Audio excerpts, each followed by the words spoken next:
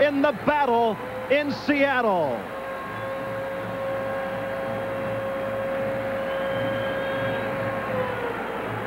In this corner, a 13-time Rose Bowl participant looking to return after a 2-year absence. Wearing the purple helmets and gold pants, the Dogs, the Washington Huskies.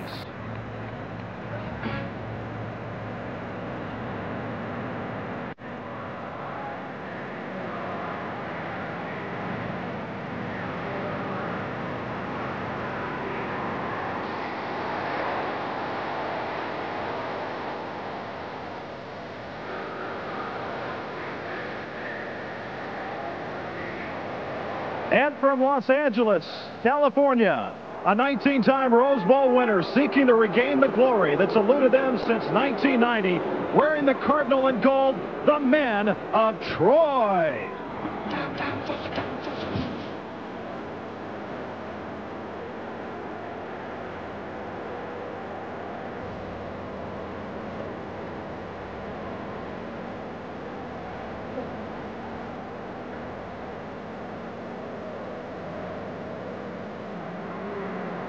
It's 4 quarters of football, with the winner assuming the top spot in the Pac-10. Now let's tee it up and get it on. It's the battle in Seattle, as ABC Sports College Football and the Pac-10 feature a matchup between the Trojans of USC and the Huskies of the University of Washington.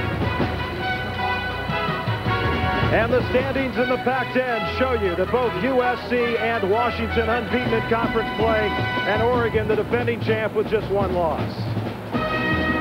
And hi, everybody. Along with Dick Vermeil, I'm Roger Schweible. Dick, after 2 years of probation, Washington eligible for the Rose Bowl.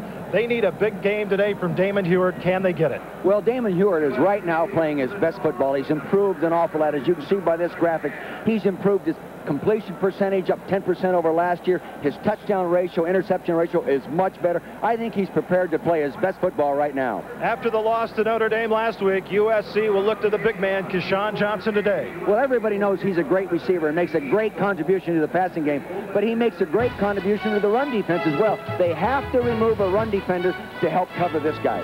We'll be back with the tail of the tape, but first, let's go to New York and John Saunders. John?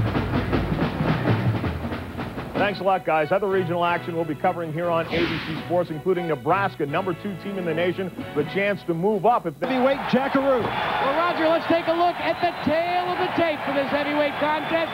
When you take a look at records, well, they're fairly evenly matched. USC and Washington all having losses, but in title contention, they're undefeated in their chase for the Pac-10. And Leon Neal on the return, knocked out at the 35-yard line. So Neal, after a 3-week absence because of a turf toe, will be returning kicks today. He'll also see some carries in the backfield as Washington with good field position.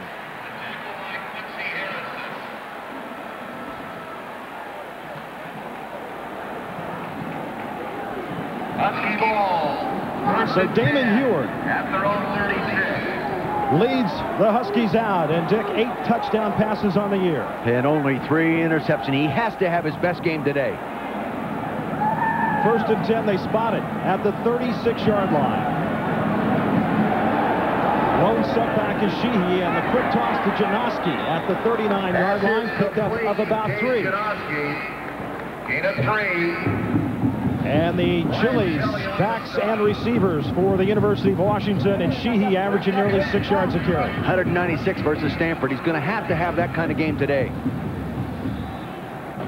And we mentioned Neal. He'll carry the ball 10 to 12 times a day. By the way, USC won that toss. They deferred, and Washington received, so they've got it now. 2nd down and 7. 39-yard line. Thomas is the fullback. And Sheehy gets the ball. Nice job of stepping up the middle to the 44-yard line. Mark Cusano made the tackle.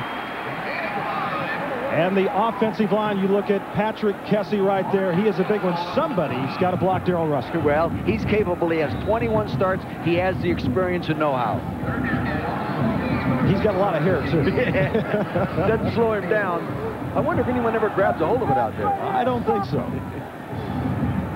3rd down and 2. Sun starting to come out here in Seattle. And head coach John Robinson of USC, his 3rd year back at the helm of the Trojans. Looking across the middle, that's Sheehy, and he's got the first down. Brian Haas there on the tackle. Defensively, Kennelly is a big man up front with 4 sacks this year. Also an outstanding student, all Pac-10 in public administration, 3.7 GPA, right defensive lineman. And they're going to bring the markers in. Looked like he got enough, just needed to get to the past the 46-yard line.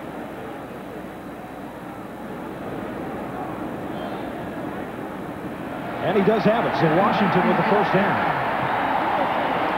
And Jim Lambright in his 3rd year as the head coach, longtime assistant and former player here.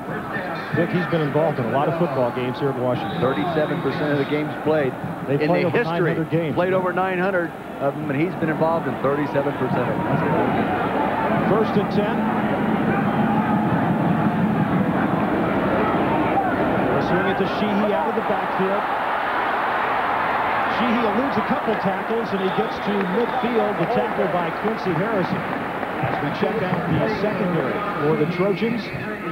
And Sammy Knight on the year, he has got 42 tackles. You'll see Sammy Knight up playing outside linebacker in a 4-3 look today. Changing up a little bit. Learned a little bit about their defense last week against Notre Dame.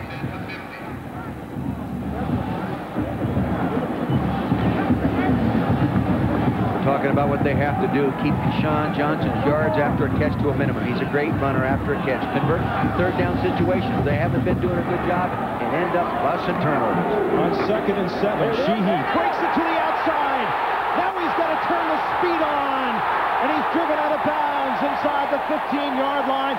Jesse Davis prevented the touchdown. Well, Rashawn Sheehy has that speed, you know, he's been gaining confidence. We did the Notre Dame game a few weeks ago, and it was his first start. There he is, middle of your screen, number 1. Good block on the left-hand side by the tight end, Ernie Conwell, number 82. He gets a hook block right there. He bounces to the outside, accelerates now. Great speed, great speed. 39 yards on the pickup. And there's the sophomore from Bakersfield who stepped up that day against Notre Dame, got his first college start, and had a big, big day.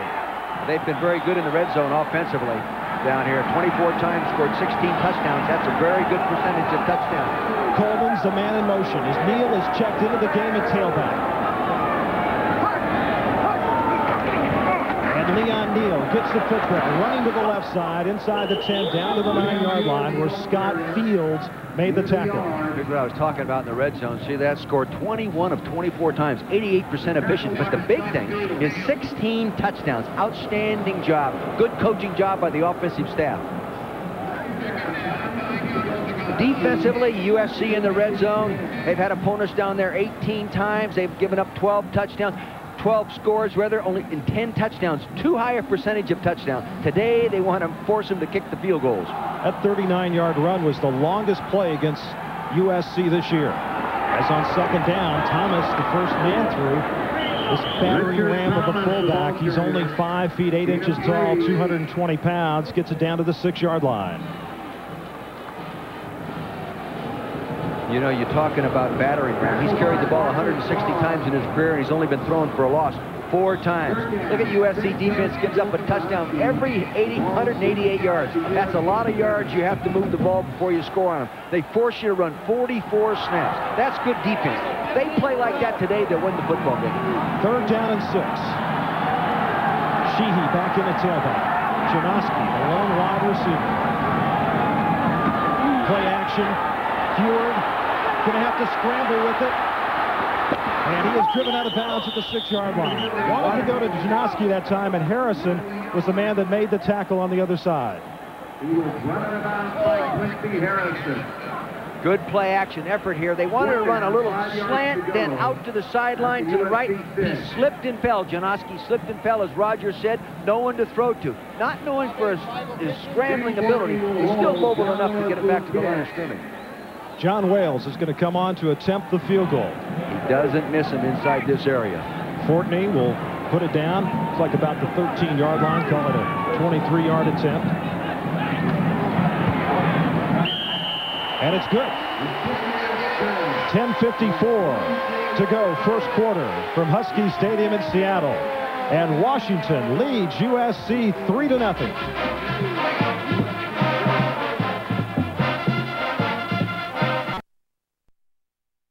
Husky faithful here on homecoming weekend are happy with an early 3-0 lead over USC as John Wales gets set to kick it off, and John Robinson having a discussion with the officials over on the far side. Well, I think Keith Burns, defensive coordinator for USC, has to be pleased with the fact that they did force him to go for the field goal and they didn't give up the 6-pointer there in that first drive. Well, Dick, USC has allowed just one first-quarter touchdown this year. That's right. That's pretty good. You can't do it much better than that. Of course, his second tenure with the Trojans. And Wales gets set to kick it off. Chris Miller, number 2. Anthony Volson, number 86. Back deep for USC. Volson can really fly. He's a track man.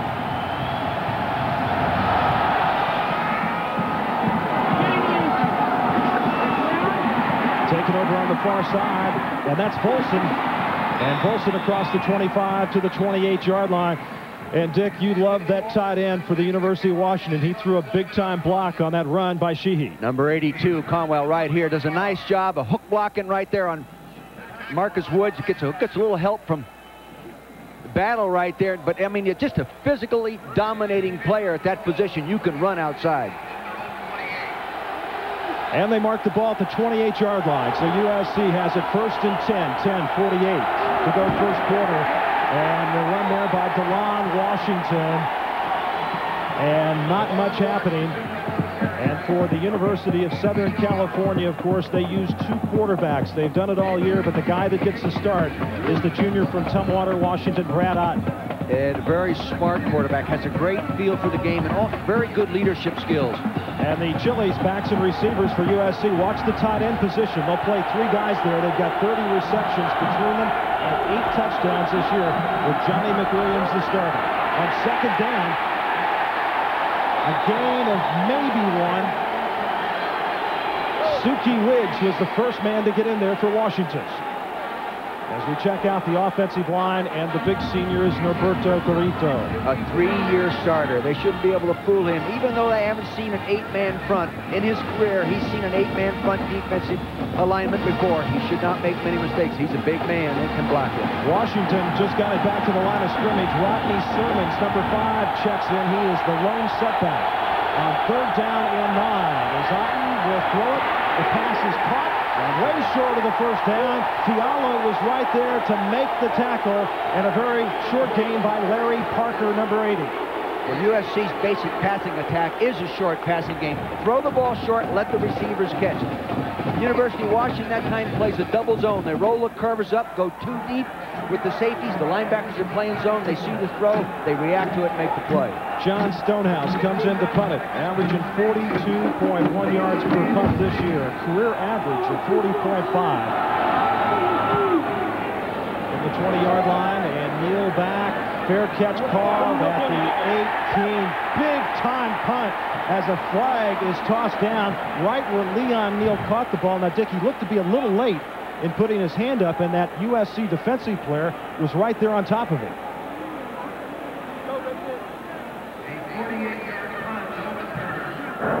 Interference with the opportunity to make a catch by the kicking team. 5 yards from the spot of the foul. It'll be first down, Washington.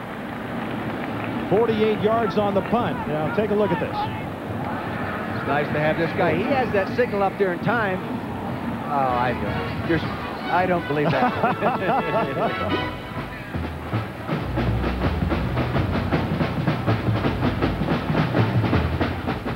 4 games for Washington. They've only turned the ball over 4 times. They've really taken care of it. What do they want to try to do against this 5-2 defense of USC? Well, they want to attack it physically, similar to the Notre Dame principle. Whenever a team beats somebody, beats a defense, you give other coaches ideas. They want to go at them physically. 1st and 10, and immediately a flag is thrown.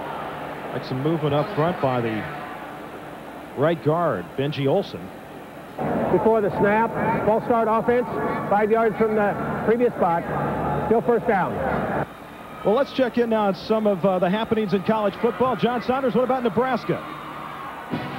Roger, you just showed the score 7 yards for the touchdown. Cornhuskers up 7-0. Roger. Hey, Vermeil, they could put you at tailback up in Nebraska, and you could run for some touchdowns. I doubt that.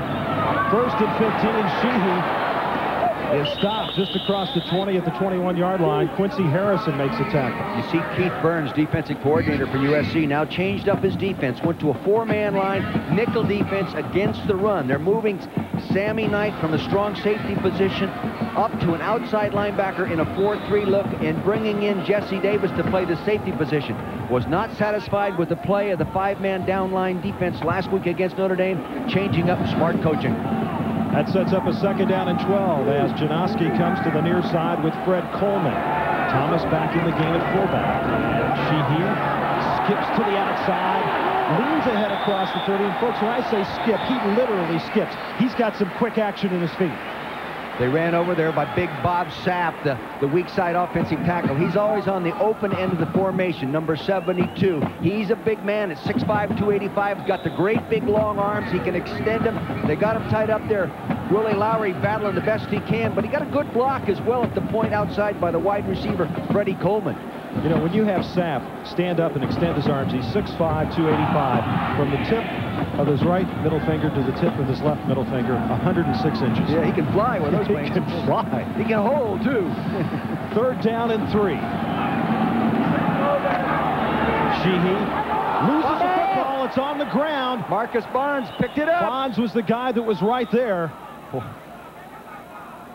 I mentioned just 4 turnovers in their last 4 games. Now, let's see. We haven't got a... Now, they're going to give it to Washington. Now, did they say he was already down when he fumbled? Or someone took it out underneath the pile because Bonds had the ball. When you run the I formation and get the ball back that deep, you should have time to really lock it up. The ball's out right there on the turf. To the right, there's Bonds, number 90, getting onto it. They stole it in the pile. Guess who stole it? Who was it? Ernie Conwell. Well, he's strong enough. Yeah. He's the strongest man on the team. Wow. John can't believe it. Well, these two teams have battled hard over the years. Oh, man, they've had some great games. And look at this, the last 19 meetings, folks. 304 points for USC, 303 for Washington. And on the fumble, they get the 1st down. You know it's going your way when you can fumble on 3rd and short and steal the ball back from the man that recovers it. Well, how about USC? They fumbled 15 times this year, but only lost 3.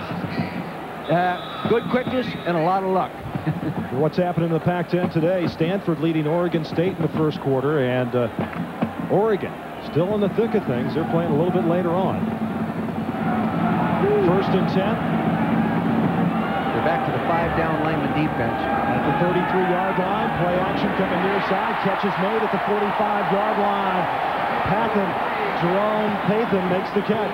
I think if SC allows Damon Heward to gain confidence in this first quarter and don't break his rhythm and don't put some pressure on him, he will be tough to beat. And talking to him on the practice field Thursday, you and I both, Rod, you noticed a guy that really starting to think that he can play this game. Heward, a 6'4" senior from Puyallup, bright student, 3.34 GPA in business. There's a 2 tight end package right now, Rod. Neal alone running back. He's got the football on the right side. Neal across midfield to the 48-yard line where Brian Kelly makes the tackle. I'll tell you, they're blowing him off the line of scrimmage. Eric battled a strong side tackle, number 70, and Benji Olsen came off the ball and really nailed him. You'll see here right to the right side here. They're coming off the ball and nailing. See, they're just knocking him off. There's a crease right there, and he finds it. Dick, why is USC running that 5-man front, that 5-2 defense? Well, first off, they have more down linemen than they do linebackers. And secondly, they did not do a good job of defensing the run last year, and they put 5 gorillas up there that can attack them. And they've done a great job. But Notre Dame found a little secret out. 8-yard pickup by Neal, and on the 2nd down, he's got the 1st down inside the 45 to the 44-yard line. And let's check in with Jack Arute on the running back, Neal. Jack?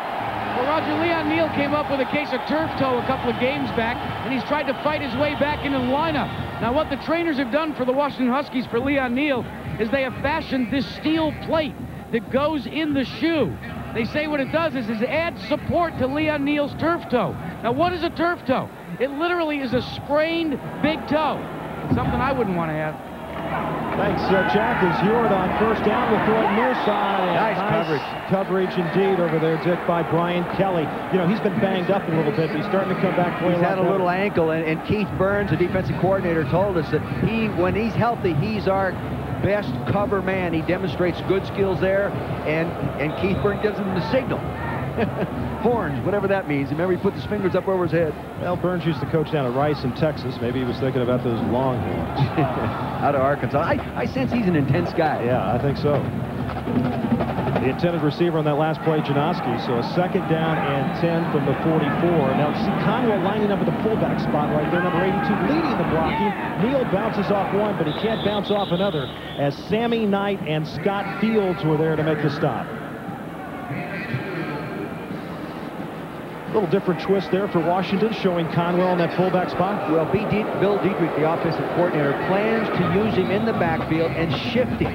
Now, they'll shift him opposite Sammy Knight to try to get a better run formation away from the strength of the defense. But they will leave him in the backfield from time to time, so they just can't assume that he's always going to shift out of there. And then they use him as a lead blocker. Washington now with a third down and 8, 5:18 left to go first quarter. Neal the lone setback, 3 wide receivers on the draw. Neal gets it inside the 40 to the 39. They're going to be about 5 yards short of the first down. Good defensive tackle play inside that time. They were in the nickel defense, and Matt Kennelly and Darrell Russell did a good job of constricting that draw hole. The game plan for Washington is to run some on third and long, that 6 and 7 yard situation. Go ahead and try to get it. On fourth down and 6, Prince will come in to punt the football, standing back at the 45-yard line, and then Larry Parker at the 10 to receive it for USC.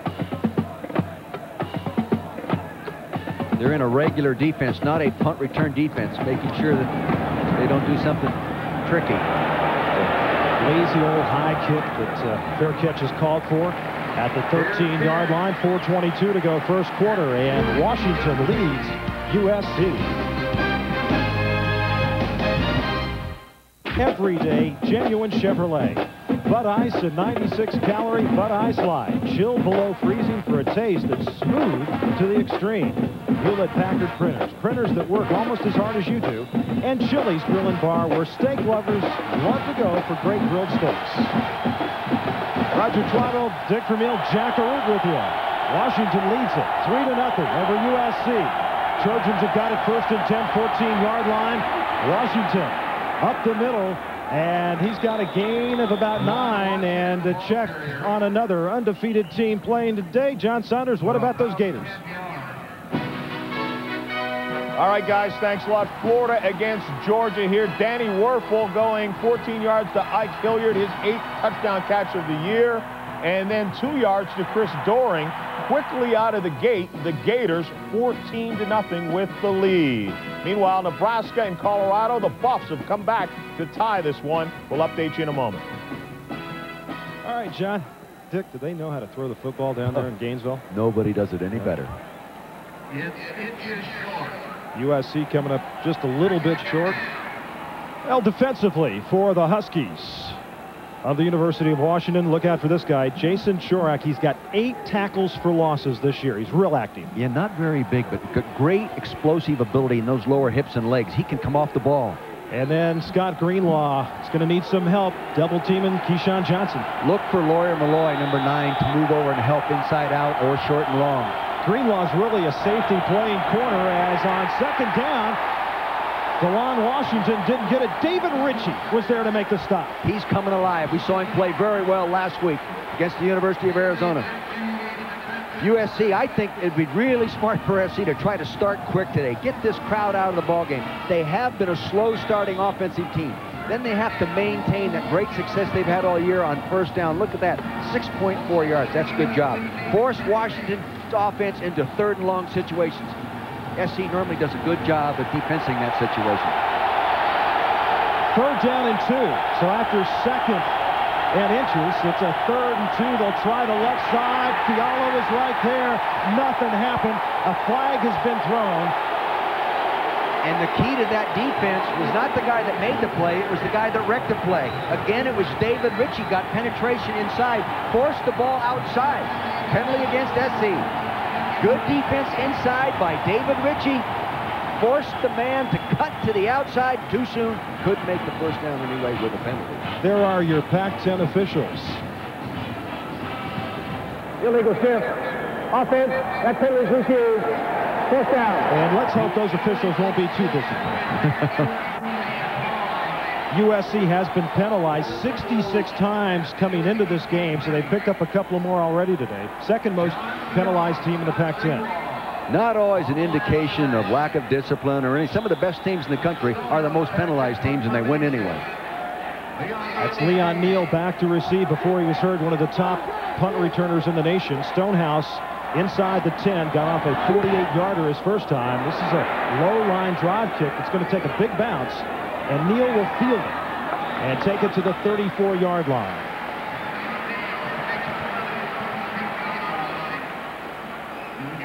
And with 2:54 left to go first quarter, Washington will have it 1st and 10. And tonight on ABC, spend Halloween at a great party on the Jeff Foxworthy Show. Followed by Maybe This Time, then Bette Midler and Sarah Jessica Parker star in the hilariously spooky network premiere of Hocus Pocus. All new, all tonight on ABC. And speaking of Hocus Pocus, how did Root get over there in the Grants? Hey, Jack! Hey, remember DeAndros, the great pumpkin, the coach you bet. at Oregon State? Against him. Yeah. Fine man. There's the total yards today. Washington. They're playing inspired football. 46-yard punt there for Stonehouse. Neal gets it, and he is to the 35. How important is it for Leon Neal to get back in after he has played so well and to contribute something to Well, Leon Neal really is the tempo setter for everybody. He was prior to the turf toe. Because he is as tough a guy as you'll see anywhere in the country for his body size. 5'9", 185, very strong. Very intense football player, and he really has been a good leader for Rashawn Sheehy. He has taught him how this game has got to be played. He sets the example. Very patient young man, had to wait a long time behind a kid named Kaufman before he got an opportunity. Yeah, Napoleon could play, couldn't he? 2nd down and 8. Conwell shifts out of the fullback spot. Neal the long back. Blitz coming. Heward gets rid of it.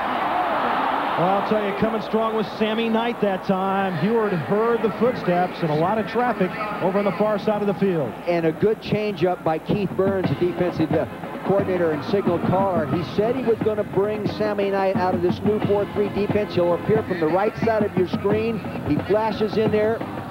You can see here he comes late. This is a new defense. They have not seen this defense in preparation game plan-wise, so that gives SC the edge in those situations. USC with 18 sacks this year. They had 30 last year, so ahead of that pace. As Washington now 3rd down and 8. 3 wide receivers. We're going to screen it out to Neal. He's got blockers in front of him. He's got some space. Leon Neal's got the sideline. He cuts it in and taken down at the 29-yard line. I'll tell you, Dick, I think if he stayed over by the boundary, he might have gone all the way. Yeah, well, you set that screen. They went zone. So the coverage is backing off. They got a 4-man rush. The rush gets upfield, which you like them to do when you're going to throw the ball against the screen. Now Neal, number 12, will set to his left. He sets, he counts. Now he releases. He gets a good kick-out block right there by number 79. Highfield. That's the offensive center. Then it's just a running back. But he got good blocks downfield by the receivers as well. You'll see Coleman down there, number 22. Now look at him staring. He's staring. He knows where he's going with the football. He lays it off. He gets Highfield, number 79, gets a little nudge kick-out block right there. Hey, open field play with that man is a big one. 1st and 10, 28-yard line. Heward fumbled the snap momentarily. They got it to Neal, and he gets back to the line of scrimmage. But did you see Heward set to his left and throw that time? You know, that's been a weakness of his. He looked very confident on that play. Well, on the screen pass is not a real good time to evaluate it, but he did do that. That was a nice defensive play by Stuart Gage, the nose tackle. He did not have a good game against Notre Dame last week, and therefore the reason for maybe a little bit more of a 4-3, but he played nose guard as it should be played on that snap. That was that 36-yard pickup on that screen pass to Neal. This is what Heward needs to surpass Sonny Sixkiller's school record of 5,496. They're going to bring it around. They are. They're going to try to run the reverse. Desasure is drilled out of bounds at the 36-yard line by Scott Fields. An official got knocked out over there. You know, wow, look he's got a lump on his head. Right over. Yeah, he says, I'm all right. Look woo! He got it in the nose, too. Yeah. He's got a bloody nose, and I don't know whether an official has to leave the game because he's bleeding. A player does. Right to the right side of your screen. Here he goes. Bang. Oh, Sammy Knight's helmet got him. Oh, we talked about a championship battle today, heavyweight battle. Yeah. The official needs a cut, man. That hurts a bit. Wow. Where's Angelo Dundee when you need him?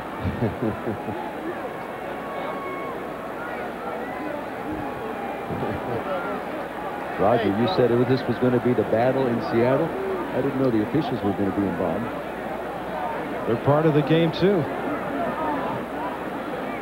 I'll tell you, he was very close to being out of bounds when that hit came. Did you see it? I think he actually had 1 foot out of bounds. But look at that official. He got right up and see he's still in on the call. He's tough. He's going to officiate hurt. Is that Bob Beal, the head linesman? I can't tell you. I don't know the guy's face. Scott Fields got over there in great pursuit. I know he didn't do that intentionally, but I'll tell you, he knocked the whole crowd down. Some other scores: Michigan leading Minnesota 21-0 in the first quarter. Young Greasy had a touchdown pass in that game. You know, running a reverse, when you're moving the ball real well without it, to me, coaches will second-guess that call. Yeah, that was Bob Beal, the head linesman. So 3rd down and 18, less than a minute to go first quarter. Heward, they're going to try that screen again. Thomas has got it this time. He's got some blocks. But I'll tell you, great job coming from behind over there. Number 23 is Jesse Davis. I'll tell you, he really flashes, and you picked that up from their game last week against Notre Dame. I mentioned that to the coaches. This guy, you know, he's not a starter, but he starts in the 4-3 and he starts in the nickel, but he flashes into plays. He's 4 passing interceptions coming in, tied for the league in the Pac-10. I think I'd get him on the field a little bit more. You know, want to remind everyone, Dick, at the conclusion of today's game, we'll be selecting a genuine Chevrolet Most Valuable Player of the game from each team. Chevrolet has contributed almost $5.5 million to the scholarship funds of America's colleges and universities. As John Wales attempts a 44-yard field goal, he's 6 of 17 in his career from 40 to 49 yards. And that's why. I'll tell you, you know, he's great inside 40, Dick. Oh, inside the 40, Roger, in his career, he's 17 of 18. That's 94%. NCAA average for that inside is 74%. NFL is 85%. He's doing a great job. But outside the 40, he ain't living up to it. We've completed the first quarter from Seattle, and the Huskies lead the Trojans. Is checking at quarterback to start the second quarter. He throws it near side, and he immediately goes to Keyshawn Johnson. Good idea. Yeah, you better get the ball in his hands, because you're not going to score a lot of points unless you get the ball in this man's hands. Taking a look at the first quarter statistics, totally dominated by the University of Washington in every category. Number of plays, 23 to 6. Rushing yards, 76 to 10. Passing yards, 5 to 63. Total yards, time of possession, it's a rout. Bob Beal is still being attended to, so we're down 1 official in this game. See Beal over in the sideline. The Washington Husky medical staff checking on him. Penalty marker goes down. See what happens. The Huskies show a 44-look defense and change right prior to the snap to a bear defense. Full start offense. 5 yards from the previous spot. And they use a verbal command like shift, and everyone shifts, and sometimes that pulls an offensive lineman off, and that's what happened that time. Jack Arud, what do you got for us on Bob Beal? Well, Roger, I've done a lot of injury reports, but never on a head linesman before. Bob Beal is suffering from a contusion up on his forehead. He literally got hit in the face with the helmet, and what's happened is both of his nose areas, the nasal passages, are bleeding. They've packed it with gauze, and they've cleared him to go back in action. Warholtz had all day there, and the intended receiver, who was wide open, he just couldn't get it to Chris Miller. And while we've got a moment, let's check in with John Saunders. John? Roger, we told you the Buffs. Colorado comes back, ties at 7-7, and they have the ball about midfield. Roger. Thanks, John. Well, it's that time of year. Start thinking about postseason action, bowl games. Which one of these teams could wind up in the Rose Bowl? Or could it be Oregon? 2nd down and 15, and more penalty markers. Looked like Richie might have jumped offside. Dick, what's your thought, your take on this 2-quarterback system of USC? Well, you know, they've been very efficient. It's not the first time in the history of SC they've done it. They've won national championships. Offside, defense, 5 yards from the previous spot. Still second down. Doing it in the past. I don't like it as a former coach in that I can't give enough, in my opinion, repetitions. And I'm talking about, hey, they've done it in the past. Look at Beathard and Nelson, 1962 national champion, Mike Gray, Pat Hayden. Hey, they've done it before. So if you've got better players, you can do about whatever you want to do. But I think it hurts a quarterback getting enough repetition in the game plan, in my opinion. Walholtz, a 6'5", 225-pounder on 2nd and 10. Throwing near side and just off the fingertips of his intended receiver, Terry Barnum over there, his fullback. You know, Walholtz threw his first career interception against Washington as a freshman in '92. Then he threw Dick a string of 123 straight passes without an interception until last week. Well, neither of these quarterbacks have thrown interceptions. I think that shows great coaching by the quarterback coach, offensive coordinator Mike Riley. Neither quarterback has thrown the interception. Both very, very well coached. It's remarkable what the two have done together. Now, Bob Beal, the official, is back, and on 3rd down, they swing it out to the far side, and the reception by Rodney Sermons and a beautiful tackle by Ike. He has to make plays. He's their middle linebacker. He's their Mr. Tough Man to the inside.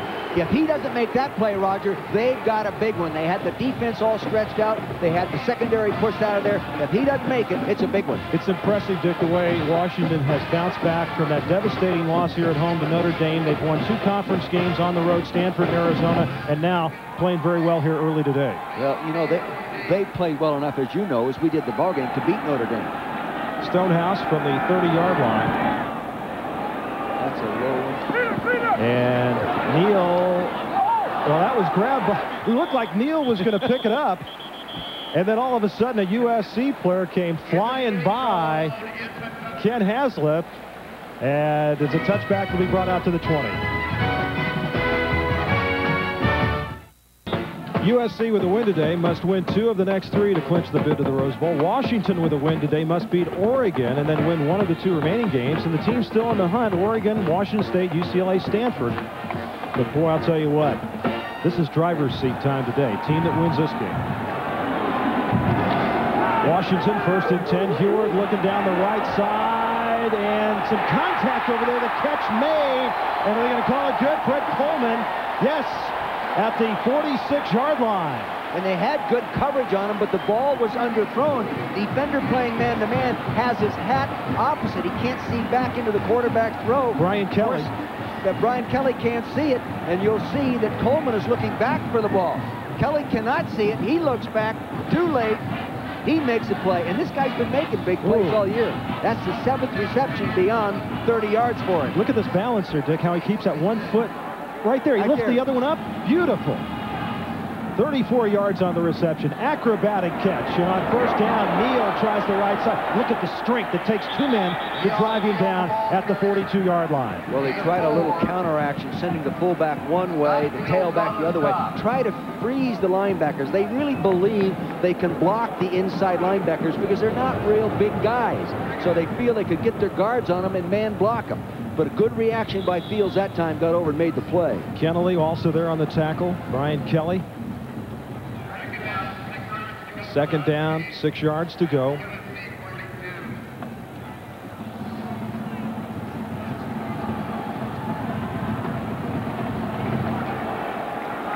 Let's look at Fields. Number 6, Heward, the straight drop, throws it to Conwell. Conwell ducks his head, leans down to the 32-yard line. Sammy Knight, Mark Cusano, and Jack Arute. You've got a guy standing next to you that had some great moments on this field. Well, Napoleon Kaufman is a guy that really showed people how to do it in terms of being a running back, and now you're with the Oakland Raiders. Great thing about a bye week, you can come back and talk to your friends. Oh, definitely. You know, once we got the word that we're going to be able to come home on Saturday, I said, hey, I got to get a ticket. I got to come see this game.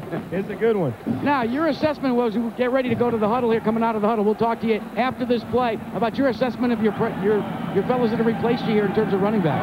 All right, Jack, 1st and 10, and this running back doesn't get to carry it often, but Thomas batters his way down to the 25. And he's playing a little bit banged up. He has a bad shoulder. That's another reason they've had Conwell working both at tight end and the fullback position. All right, Jack. Okay, Sheehy and Neal. Which one would you have to pick if you were the coach? Are you going to put me on the spot, huh? You got that right. I don't know. They're both great backs. You know, they're doing a good job, and I'm just happy to see them doing so well. And we're winning right now, and hope we can keep it up. How important is this battle? You were here during the probation years when you couldn't really battle for the Rose Bowl. How important is it now? Oh, this is what it's all about right here. This means a lot.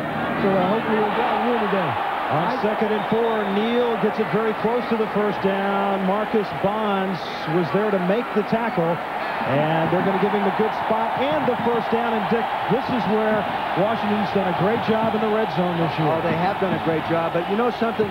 Notre Dame came after USC defense man on man. They ran some traps, they ran some draws, they took them on physically up inside.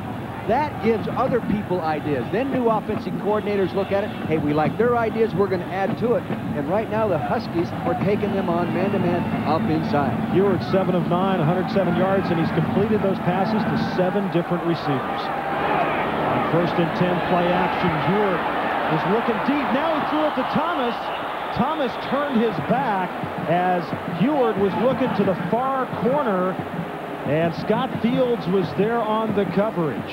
He actually, I think, just threw it there to get rid of it. He wanted to go deep on the corner pattern, but they doubled. They had a nice short and long coverage on the receiver at the top of the screen, and they couldn't throw it to him. Good coverage call, good changeup. Pathan was the guy who was running that corner route. And so Thomas felt one in the middle of his back. John Robinson talking to Keith Burns about the coverage and what the defense is going to be on this next call. John's on top of everything here. 2nd down and 10. Ball at the 21-yard line. 3 wide receivers. Neal's the lone setback. Neal's got it. Runs into Highfield and stopped after a gain of about 2 at the 19. And we talked about the road to the Rose Bowl for these teams. Of course, the other component is the Big Ten, and Ohio State just win their remaining games, and they were doing that easily today. Northwestern win the remaining games, and Ohio State must lose or tie once, and Michigan win the remaining games, and Northwestern must lose twice.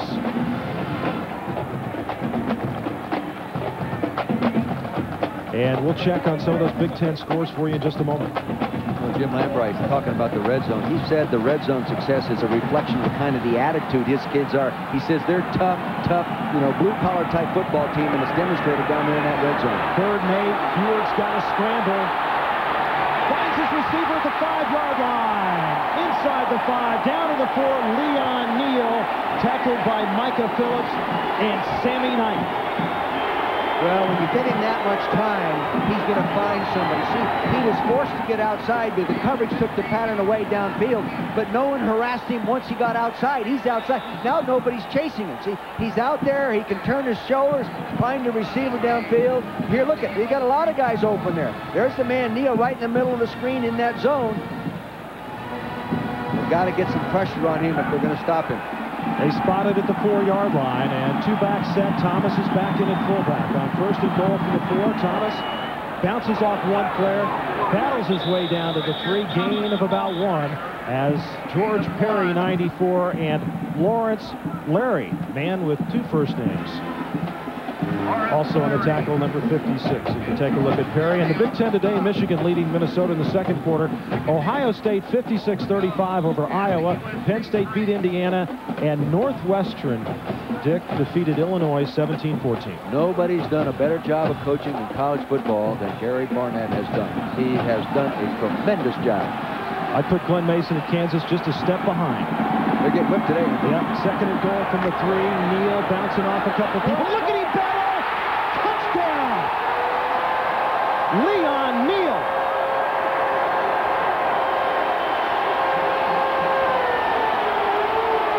Dick, you said it, pound for pound. Nobody in the country as strong as this kid. I know it. And you know, Kendall did a good job, defensive tackle, getting penetration in there. But there was nothing outside, see? There was nothing outside there. He just kept running right through people. See, you can't tackle that man with your out using your hands. You've got to get your hands wrapped down. And Lawrence Larry didn't use his arms. That's a freshman mistake by Lawrence Larry. As Wales comes in to attempt the point after, movement over there on the USC line. Penalty marker. Point after was good. The Huskies happy.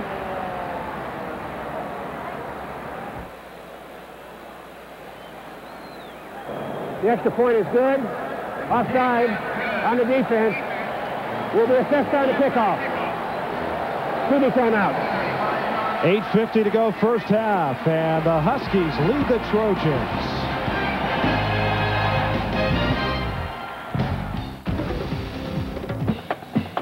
Leon Neal at 5'9", and I think that's exaggerating. Yeah, I think so. Height, but he is extremely strong, and when he gets his pads down low, it's tough to get underneath him. You've got to use your pads, your legs. You got to drive to him. You got to wrap your arms around that guy, or you aren't going to tackle him.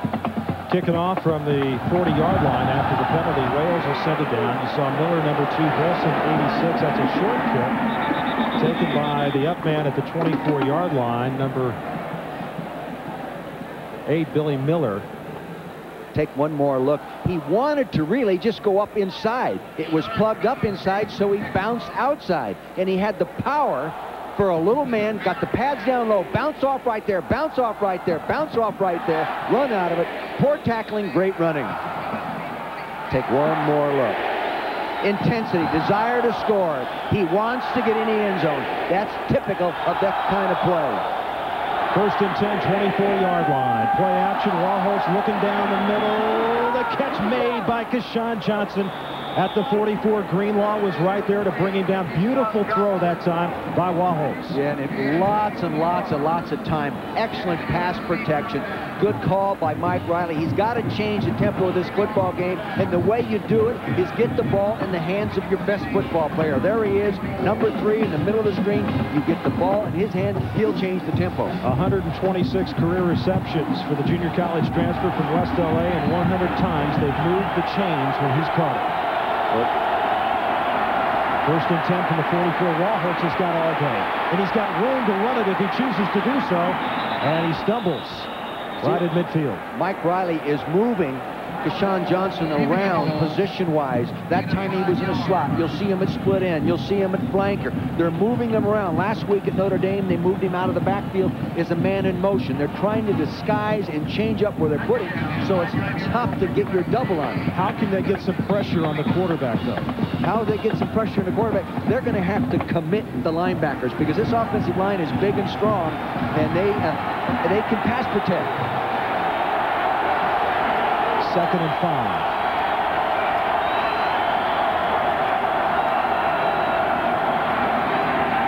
Warholtz again, and the intended receiver's Parker. Penalty marker. Pulled off that. You think he might have heard some people coming in his direction? He saw purple jersey right there. He could have reached and caught that ball. Holding against USC. I'm impressed with the technique of the offensive line at SC. Mike Berry, a very well-respected offensive line coach, does a good job. They may not all be great players, but they're all well coached fundamentally. Well, of course, they lost the great one, Baselli, from last year. Did he make a difference when he became healthy? Yes, he at did. Jacksonville? Yes, he did. John Michaels, a senior. Holding, offense, 10 yards from the spot of the foul. Still second down. Has taken his place, and there's what USC has done in the first half. Punt, and punt. It's not their kind of football. There's both Robinsons in the screen right there. John Robinson and his son got the headset on. That's David Robinson. Second down and 15. Both receivers split to the top of your screen. Barnum's the fullback as Parker's the motion man. Draw play to Washington. Oh, nailed. Another penalty marker goes down. David Ritchie, one of the first men there, also the inkster, Ink Aliaga. Check out Bob Peel. Hey, Halloween is still a couple of days away. This is a real battle in Seattle, isn't it?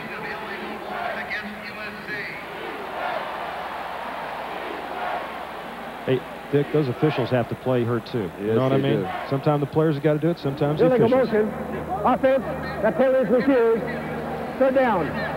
So this will set up a 3rd down and long, and USC, Dick, one of the best teams in the nation in 3rd down conversion percentage. They've been going at 54%, but that's normally a reflection also of a real sound running game, but they haven't gotten their running game going today. There he is talking to Keith Burns, the defensive coordinator. 0 for 3 on 3rd down today. Yeah. 3rd and 12. Here comes Kashan out of the backfield. They put him in the tailback spot and put him in motion to pressure that time on Wallholtz. He's got to throw it away. He got some real pressure that time from Deke Devers. Deke Devers was injured part of the year. One reason the defense has been playing better, he's back and healthy. He came into this ball game with 21 tackles for loss, 12 sacks in his career, so he's a penetrating type football player. And USC will have to punt it. Stonehouse in, standing at his 27. His last punt of 56 yards was the 35th over 50 yards in his career. As long as he gets it up high, he's a great punter. And he gets that one up nicely. Neal eludes one tackler. Oh, goodness. He thought he might have had something going right there as he hit the turf at the 23-yard line.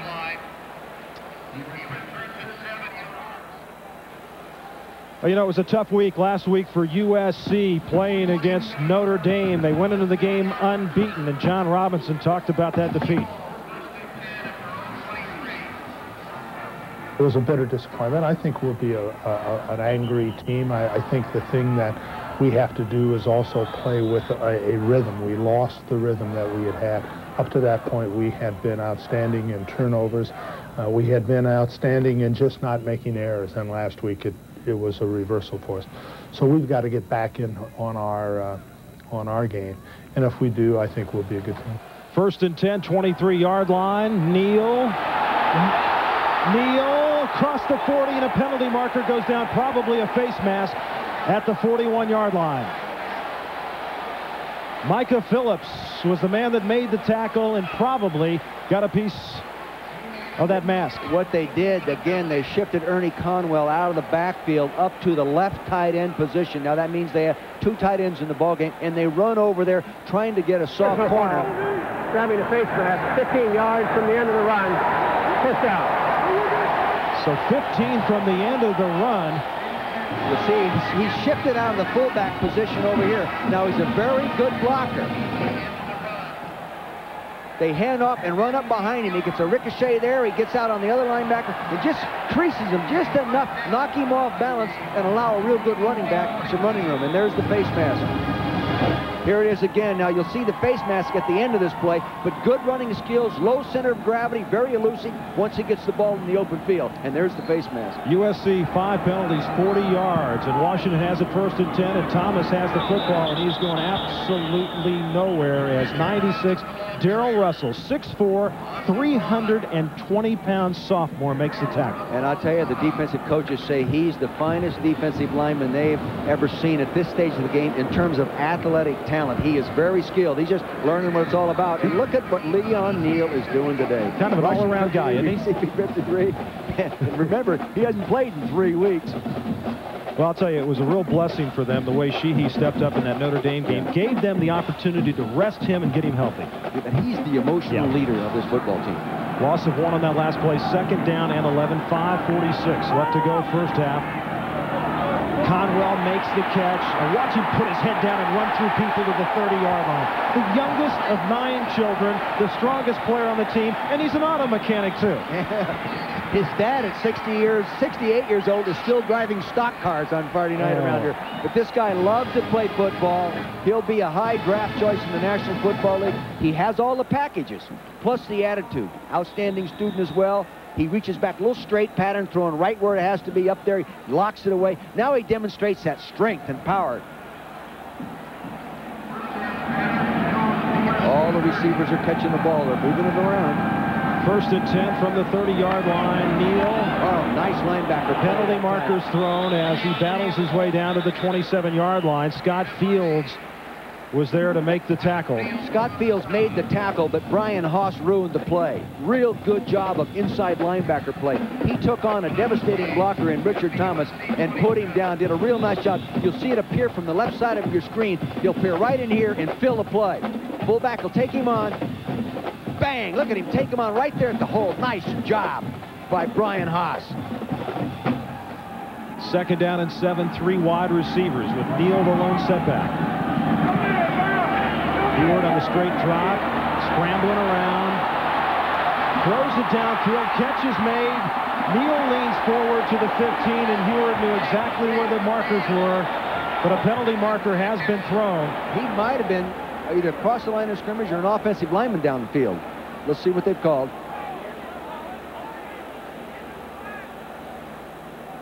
Yeah. Well, it's going to be against Washington. Yeah. Pass. Got across the line of scrimmage. Looked like he was casting a glance over to the sideline to see where he was at. Illegal forward pass. Offense. 5 yards from the spot of the foul. That penalty also includes the loss of down. Wow. 3rd down. Jim Lambright doesn't like that one. Lambright 7-4 and 7-4 the last 2 years. He's looking for that breakthrough victory. He's not beaten Southern Cal, the University of Southern California, since he became the head coach. And, you know, Heward is also looking for that big win. Dick, as we saw a couple weeks ago, played a terrific game against Notre Dame until the final 2.5 minutes. Well, not just Heward, but the whole team kind of destructed him. When it goes bad, it goes bad. Yeah. You know, and the other thing happens when it goes well, you know, it creates the positive momentum right now, and that's what's going right now. SC's got to change the tempo somewhere. They started it with the passing game last time. Now they've got to come up with some big plays on defense. The last time they blitzed Sammy Knight off the corner, it was effective defense. Game's coming up next Saturday here on ABC Sports at 12:30 Pacific, 1:30 Mountain in the Pac-10. Stanford, USC. Take a look at the rest of the schedule. Check your local listings for the game in your area. Call your cable company for pay-per-view possibilities. And if you want to see Dick Vermeil, you tune into that Alabama-LSU game. We will be in Tuscaloosa. Third down and 10 at the 30-yard line. Heward will throw it over to Neal. Neal cuts it back inside the 15 down to the 12, where Marcus Bonds finally has to make the tackle.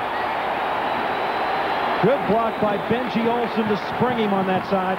Well, Bill Diedrich, the offensive coordinator who calls the play, said they were going to screen a lot on these people. Now, defensively, one way to take away screens is to start playing some man-to-man, so you have somebody assigned, locked onto the running back coming to the left side of your screen. See, nobody's on him. They're all playing loose zone.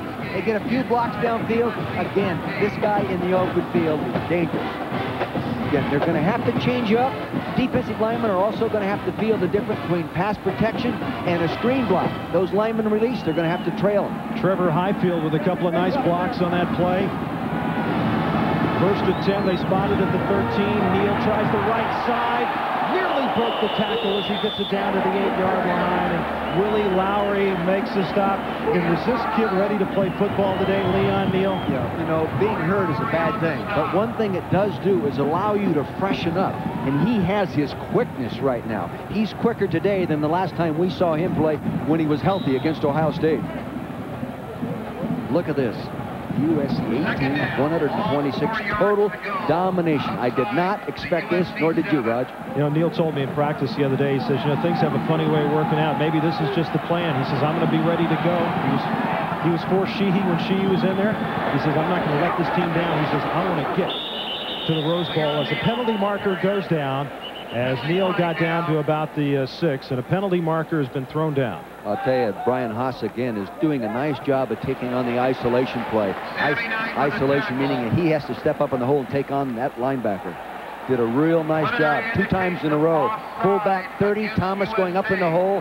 Boom! There, see, good penetration. He worked in there. He didn't make the tackle, but he ruined the play. Again, a nice job by Brian Haas.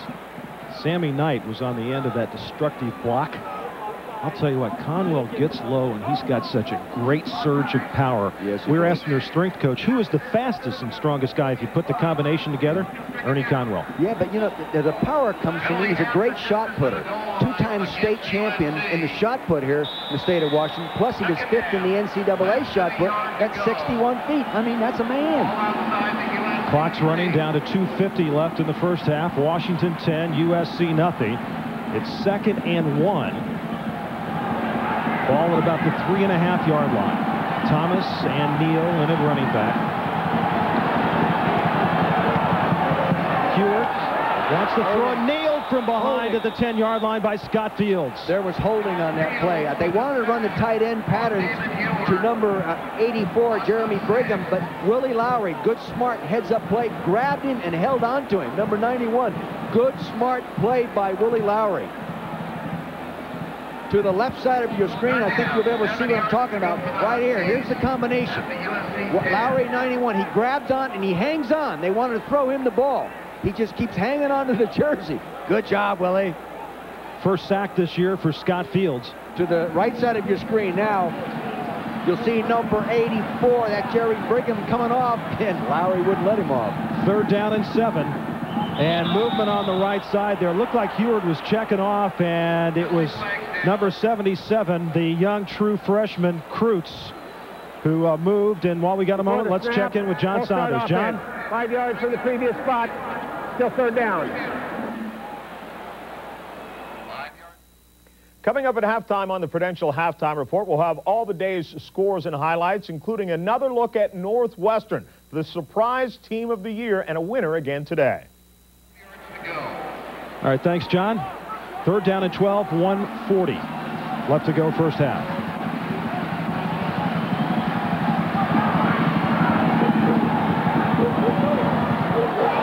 Neal not finding much running room inside to the 13-yard line where Darrell Russell made the tackle. See, you've got a 10-point lead right now, 10-0. You're playing well. You don't want to take a chance of turning it over, so you try to run the draw up inside there and pop it, and if you don't get it, you get it closer for a field goal. I think good decision. Well, they were down close, looking like on a 2nd and 1 at about the 3.5 that maybe they'd punch it in for a TD. Now, Wales will attempt the field goal, 31 yards. This is where he's been excellent. 8 for 8 in his career. Fortney is the holder. The kick is up, and it's good. His 2nd field goal of the day, less than a minute to go first half, and the Huskies lead it 13-0.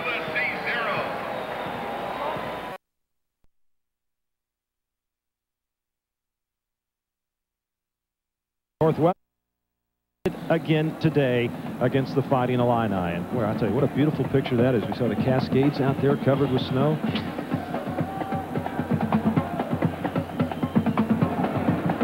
And Wales will kick it off. Getting a little bit cooler here in the stadium. Don't be surprised if he does something different in the kicking game. He's done a lot of different things in his career in that kicking game. Well, he kicks that one high and short. And Chris Miller fields it. Miller runs it out at the 30-yard line. You know, John was a little bit concerned about maybe last week and going to South Bend that he put a little too much emphasis on the game. An undefeated team going there, maybe a possible national championship if we play super.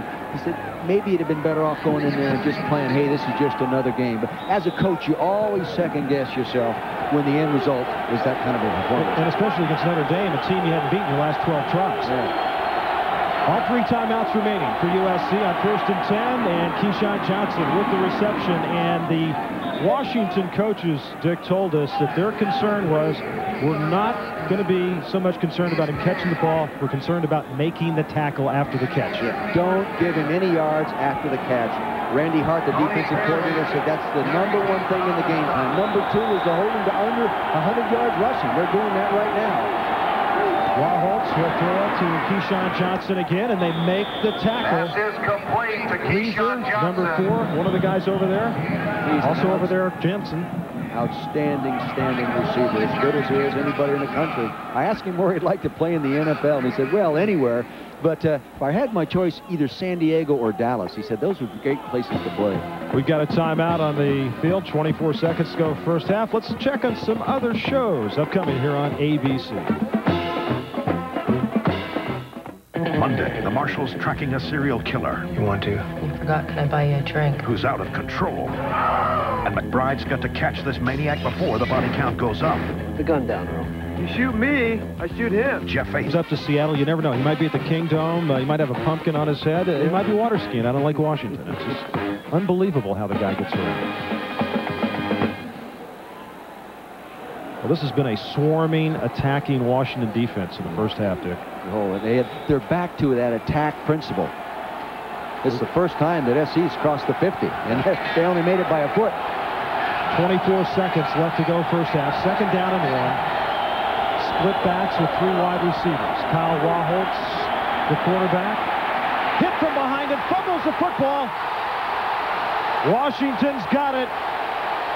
Suki Wiggs comes up with it, and with 16 seconds left to go and 3 timeouts remaining, the Huskies might get it on the board again. Well, really, Kyle had tremendous protection.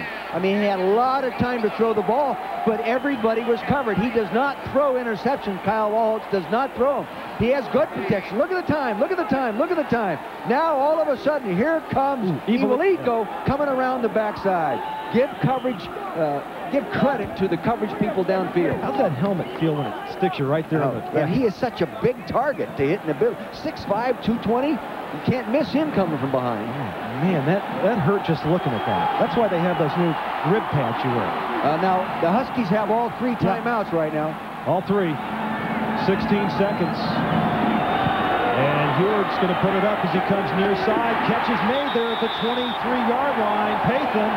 This is a young guy that's getting to see more and more action. He's from Vancouver, British Columbia. Well, you know, he's a young guy, and all these young receivers, he's only a sophomore. The other receivers are young players, all gaining experience. He gets his feet down. 1, 2. Now here's Sammy Knights. A little bit upset. Oh, no, he didn't do that on purpose. Well, you saw who was running over there to make sure. Bob Sapp was just coming over to make sure Sammy didn't do anything else. A timeout called. So with 11 seconds left, they've got it, Dick, at the 23-yard line. Give us a little strategy here now. How many plays do you try to get off? They got 2 timeouts remaining, or well, first thing you know, you're going to save the 1 timeout for the 1 second to go, so you can get the clock out to kick your field goal. But he has time with the right kind of passing, you know, the quick passing, to throw the ball twice. Tough to get it into the end zone when they're probably be playing some kind of a zone. The big thing is he cannot take a sack because he's already in, you know, in field goal range, and their field goal kicker is not a long-range kicker, so they don't want to take a sack. And number 2, you don't want to turn it over. Washington 15 first downs in the first half. USC 3. Jim Lambright has these guys in a great frame of mind. I think this has been demonstrated all through this first and second quarter. They were mentally ready to play. 3 wide receivers for Washington. Neal is the lone setback. First and 10, 11 seconds to go first half. Showing a double zone coverage. Heward. Now he'll just throw it away to the near side. He didn't want to take a sack. He knew he was in trouble. The double zone coverage took away where he wanted to go with the ball. Good intelligence that time. Just flip it off. Get it out of there. Scott Linehan, the receiver coach. We were visiting with him the other day looking at tape, and he's really pleased with these young receivers. Andre DeSessure is only a redshirt freshman. Fred Coleman's a sophomore. And Wales now to attempt the field goal from 41 yards. Yeah, that's where he has trouble, Dick, over 40. He's made 6 in his career. He missed from 44 earlier. And that one misses also.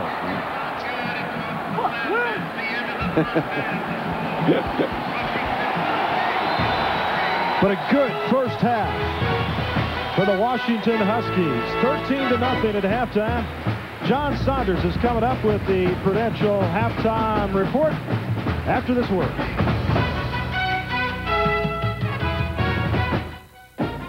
Of Seattle, the Huskies have got USC on the ropes. They're way ahead on points. But the key is it's only 13-0, Dick. They're only 2 big plays out of this football game, really. And they would be very naive to believe this is over. Well, in the Battle of Seattle, it's not just the players, folks, but also the officials who get caught up in the action, because Bob Beal, the head linesman, took a real shot as a play developed over on the sideline, and he suffered a contusion to the head and a laceration to the nose, and he's bleeding from the nose, and he is being tended to by the fight doctor. And a coach didn't do that. No, a coach did not do that. Tempo was established early. Beautiful run by Sheehy. Sheehy bounces to the outside, good blocking at the point, and bounces all the way outside, good speed. He gets finally knocked out of bounds on it, but he sets up the field goal with that run. And they got ahead 3-0, and obviously John Robinson got to be concerned about his team bouncing back after that loss to Notre Dame last week. Well, I thought they'd come back very aggressive, but this still is not over, as I said. Here's the guy that sets the tempo for this football team. He plays offense with a defensive linebacker mentality.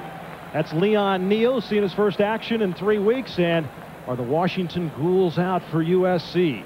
Well, as Halloween approaches, they have been so far. And Dick, the Victor Keys for USC. Well, they said to start quick. Well, they have not started quick. Maintain first down play success. They haven't done a good job there. Force Washington into 3rd and long. It's 3rd and 6 on they're converting 50%. Not a good job in any way. Washington, on the other hand, keep Keyshawn Johnson's yards after the catch to a minimum. They've done a great job. Convert 3rd down situations over 50%, end up plus in turnovers or +1. We're set to go as Wales sends it off to start the second half, and Miller in the end zone will keep it right there. And so USC will start it at the 20, and let's check in with Jackaroo. Jack? Well, Roger, you and the coach were talking about the concerns that John Robinson had, and we also heard it in the soundbite about losing one's rhythm after that devastating loss to Notre Dame. Well, that's exactly what's happened, and that's what Robinson was talking about at halftime. In fact, just before halftime, he gathered his troops around the sidelines, and he said, guys, we've got to play our game. So far, they haven't. Their lackluster performance is evident, and you can see it even on the sidelines. Their balloon has been deflated. Otten is back in at quarterback, and they go to the running game, and Chorak says no running game today against the Dogs. If you look at the numbers, it's just glaring. Actually, you would think the score would be wider or more points scored by the Huskies. Look at this. 17 plays, 44 plays, 3 first downs, 15 first. Look at down here, plus 14 minutes. They're doing everything right, but they only have a 13-point lead. How about the 4 rushing yards? That's unbelievable. 2nd down and 11. That was Washington on the first carry, and they throw to, well, Keyshawn Johnson was one of the players there. Also there was Chris Miller, number 2, was in the same direction, and it was incomplete, obviously, and that'll bring up a 3rd down and 11. Look at these possessions. 3 punt, 3 punt, 4 punt, 4 punt, 3 fumble. Nothing. They've got to get the offense going, keep the defense off the field. And so far, Dick, they're 0 for 4 on 3rd down conversions. They average 54% on the year. And they're better than this. 3 wide receivers for Otten. He was getting the blitz. Keyshawn Johnson with the catch, and Johnson to the 40-yard line. Randy Hart, defensive coordinator, called a weak corner blitz. He got the ball off just in time. Penalty marker. Greenlaw was a man blitzing. Before the snap, ball start, offense, 5 yards from the previous spot, still 3rd down. Will the timer reset the clock? Man, that kills you. That just kills you. It was a beautiful throw, good route, got a few yards after the catch. And John says, I can't believe how we're playing. USC 7 penalties already today, 49 yards. Killian said, well, he came in averaging over 9 penalties a game. That's too many. Now it's 3rd down and 16. The advantage is to the defense, obviously. Keyshawn Johnson comes to the slot on the near side.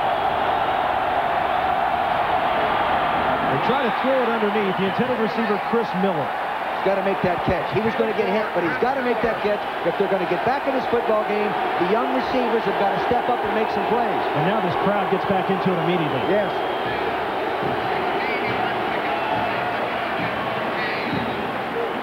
Here's Lawyer Malloy, really a true fine safety and a great hitter. He responds up there.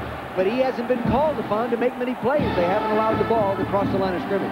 Stonehouse in the end zone. This is his 247th career punt. He's now kicked footballs over 10,000 yards in his USC career. As Neal slipped, he's down at the 46-yard line, but real good field position. Now what they have to do is do a good job of defense in the screen. In the first half, they threw 3 screens for over 50 yards. The screens are not that tough to defense. They've got to stop that play right off the bat. 41 yards on the punt by Stonehouse, and the field position for the University of Washington. Mike Riley, the offensive coordinator, talking to the quarterbacks. We have the 3 top-rated passers in the Pac-10 in this game, in Heward, Otten, and Waholes. You don't get that often in one game.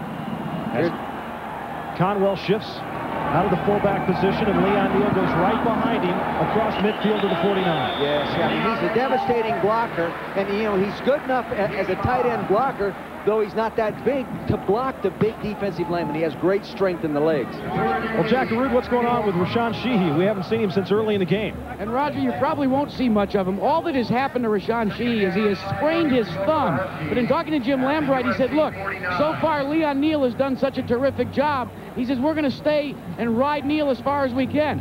Kind of ironic, isn't it, guys? You got a good horse, ride him. Injury took Sheehy into the game, and now an injury brings Neal back into the game.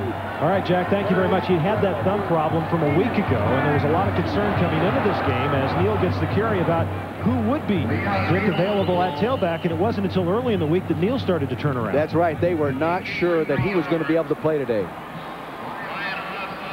Washington possessions. Look at the number of plays. 9 plays, field goal, 9 plays, punts, missed field goal, touchdown, field goal, 3 plays, missed field goal. Still not getting enough out of all those plays. And you know, you look at that too, as you notice those were all started drives in their own field position. Those are long drives. Yeah, except for that very last one at the end of the first half. 3rd down and 3, and Heward wants to call a timeout.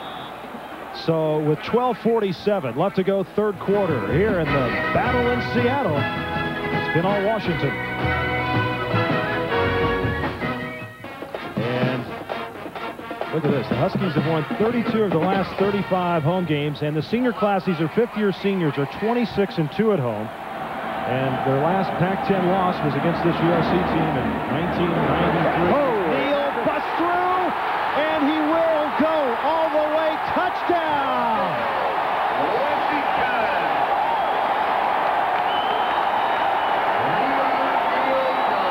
Great blocking by the 2 tight ends at the point of attack. That was Conwell and Cleveland, 82-85. They just drilled the defense. 46 yards on the touchdown run by Leon Neal. Here they come off the ball. They're knocking off Marcus Bonds off the ball. They peel off, get another block downfield there. Excellent combination blocking scheme right there. They gave the ball to the right guy with a hole that big. He's going to score. Wow. Wales to attempt the point after. Courtney takes it. The backup quarterback puts his head down, leans in, and gets the 2.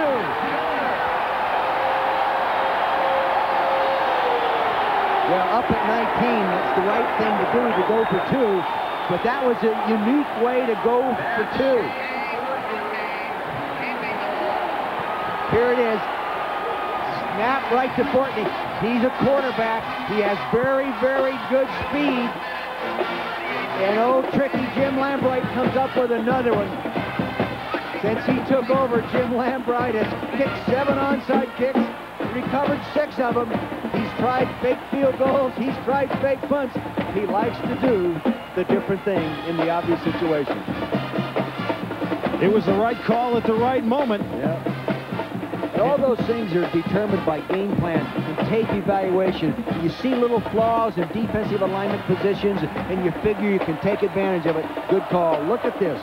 Leon Neal, 18 rushes, 116 yards, 2 touchdowns. He deserves it. And 233 all-purpose yards when you count in the punt and kick returns. He might get tired. Hey, you know what? If he'd have played all year, he might have been in the Heisman race. Well, I don't know about that. Well, you know, he had nearly 400 yards after his first 4 games. Yeah. What might have been, but what is happening right now And there's Napoleon Kaufman, who Neil waited so patiently behind all those years. All that time. And finally moved into the starting job this year and then was hurt. And Rashawn Sheehy came in to establish himself, and now Neil back in there doing a terrific job as Wales sends it downfield, and it'll be brought out by Anthony Volson. And he is nailed right at the 11-yard line. Jerry Jensen. Yeah, Jensen. He likes to hit people. Here's an end zone shot of that touchdown play. Now, devastating blocking here by the two tight ends. Watch these two young men come off the ball. They come off in combination.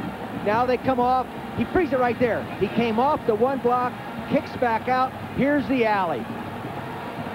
Big hole. Roger, you could run through that one. I could have, Coach. If Kessie can run down there at 3:15, I could do it. Now USC has got to get busy. 1st and 10. Washington takes it across the 15 up to the 18-yard line, where John Fiala, Lawyer Malloy make the stop. You know, I was talking to you that, boy, they better not try to sit on the lead, because, you know, the Trojans can come back. They go 3 plays, 53 yards in a minute, 31 seconds. They're not sitting on anything. Dick, I'm confused by some statistics. I want to ask you in a moment on a 2nd down and 4 with just over 12 minutes to go, 3rd quarter, as Washington will get the call again, and right there is Fiala. How can Washington be ranked number 9 in rushing defense, number 9 in passing defense, and number 8 in total defense in the Pac-10 and look like this defensively? Well, the reason's their schedule. They play Ohio State, was one of the top running teams in the country. They play Army, it's the wishbone, they run it. They play Oregon State's the wishbone, they run it. Distorts the statistics. It really does. And on Plus, they were a much better defensive team than they were then. Penalties against USC, Lambright says he wants to take it. The other question is, as we heard from John Robinson earlier, talking about the loss at Notre Dame, what about their early season schedule? Not really challenged that much by opponents like San Jose State and Houston. I think it's a disadvantage for John and his staff to prepare a football team, because you can be disillusioned by beating people and not have to battle in the pits. Half the distance to the goal from the end of the run. Still 2nd down. You can't develop the toughness you need in games like this with, you know, beating teams that you should beat easily, and you do, you know. And they stumbled a bit against Cal and Washington State before that Notre Dame game. Now 2nd down and 13. The ball back at the 9-yard line.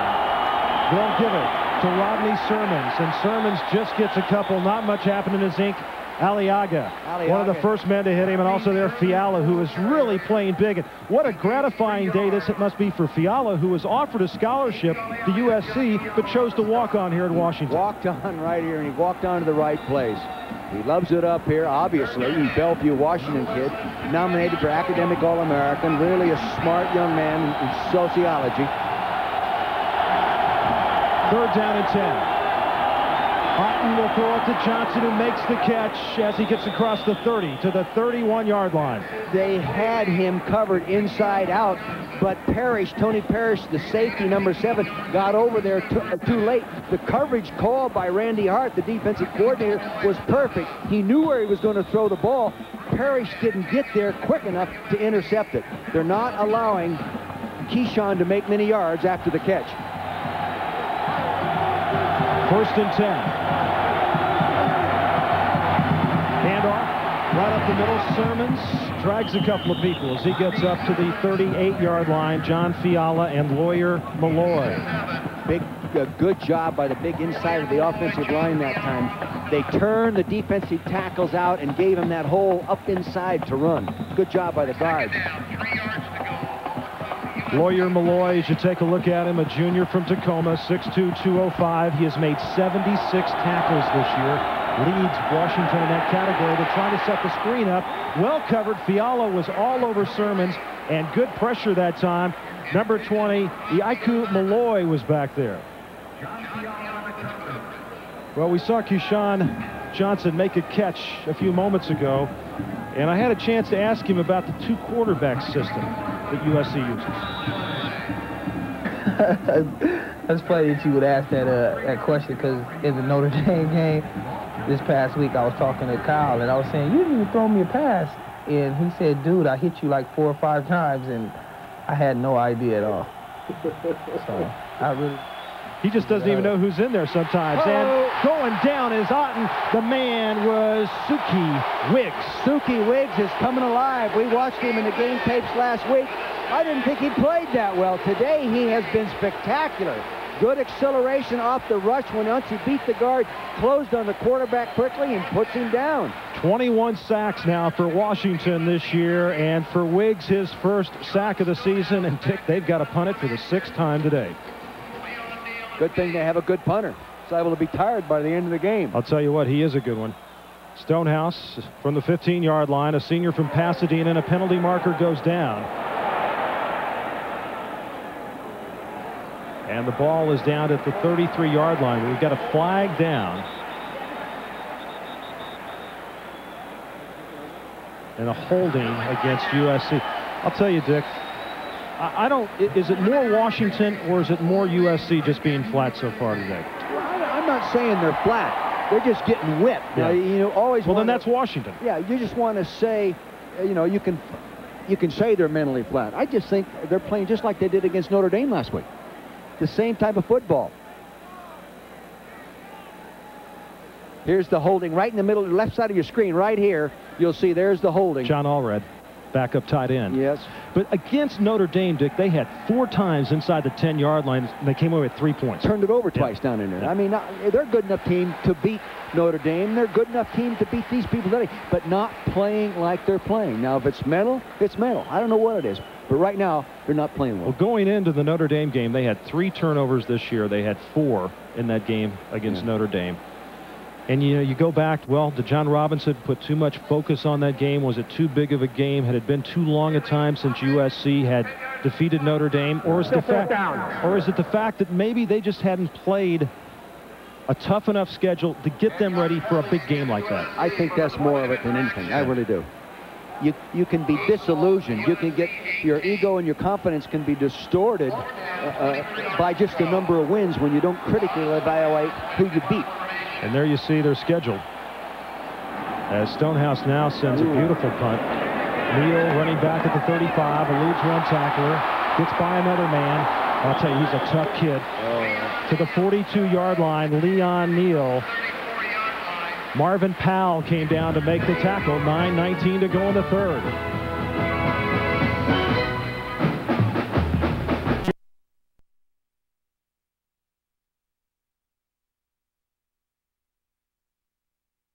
Is it going to be USC? Can Oregon bounce back? As Neal takes it on the left side again, and he's got the first down across midfield to the 48. Again, it's an excellent block by Ernie Conwell right at the point of attack. He's knocking the man off the line of scrimmage. Now, if Israel Efyani would be playing that spot if he were here today. Here's the block right here. Boom, boom, just walking him out of there. Then he gets another good block right there by Sapp. There's the big hole. On the top of your screen is Marcus Bonds, number 90, getting drilled. But see, Conwell has that great strength in his legs. See him lift him and push him right out of there. Well, they marked him short. They're going to call second and a very short one, and Hewitt wants to throw it, and he is nailed. Coming over the top is 94, George Perry. That's one of the first times they've really blitzed those inside people. George Perry came, but also Brian Haas, the inside linebacker, came. Good call, good changeup. They need more of that. They've got to gamble on defense. Actually, if Heward would have lit quickly, he could have thrown to a tight end, going right to the sideline there on a straight pattern and popped it to him regardless of the blitz. It looked like it was supposed to be a real quick pass play. It was, yeah, but he didn't respond properly. Neal, 19 carries, 125 yards. As you see the sacks and the yards lost. Now it's 3rd down and 7. Now, Washington struggled on 3rd down this year, completing just 36% of their 3rd down situations, and a whistle blows, and too much time taken. 3rd and 7 is tough to convert. When you move to 3rd and 12, Before it's much tougher. Delay a game, offense, 5 yards from the previous spot.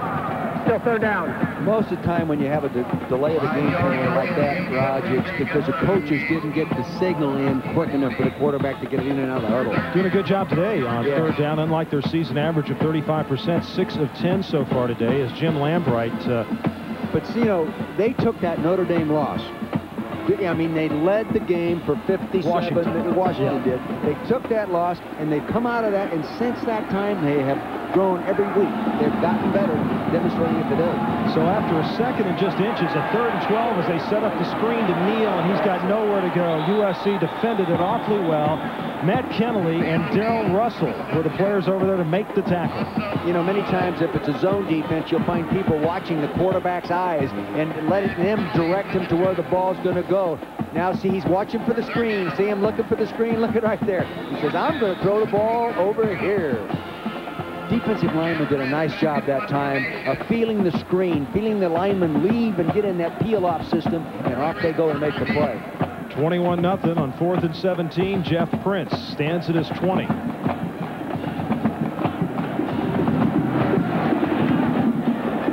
Nice punt. Yeah, Parker running over to the far side. It goes out of bounds, and a penalty marker's down. Penalty marker is down. Penalty marker's down back at the 30. As the ball is spotted at the 31, and the preliminary call is holding against Washington. They can punt it again. You know, there's so much use of the hands now with the rules as they are, and that you could call holding an awful lot more than they do, maybe every play. Well, I think the key is if you're going to hold them inside the shoulders, not outside. If you keep the hands inside, you're in better shape than if they're outside. The other thing is a lot of times the officials don't call holding unless it positively influenced the success of the play. Well, Eric Battle had a few words for you the other day about talking about him holding. Yeah, well, he said he would appreciate it if you didn't say he held. Holding, offense, 10 yards from the spot of the foul, still 4th down. Your guy Ernie Conwell, by the way, is doing the long snapping on punts. That'll make him even more valuable when Sundays come around next year. I tell you, I coached for 25 years. I'd love to have an opportunity to coach a guy like that for 20 years. He made my roster. Once he made it, he'd be there for a lifetime. Those kind of guys, that's when you put a talent and attitude all together like that, you've got a real player. Now Prince back inside the 5-yard line. Conwell will snap it. Some movement by the USC line, and it's a low line drive kick that will bounce out of bounds on about the 43-yard line. On that penalty for holding, they gained about 10 yards in field position.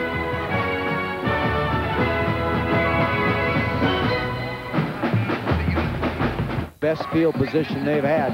They've got to open up this attack, and they've got to get the ball downfield. 1st and 10. USC with just 13 rushing yards on 14 carries with 6:39 to go, 3rd quarter.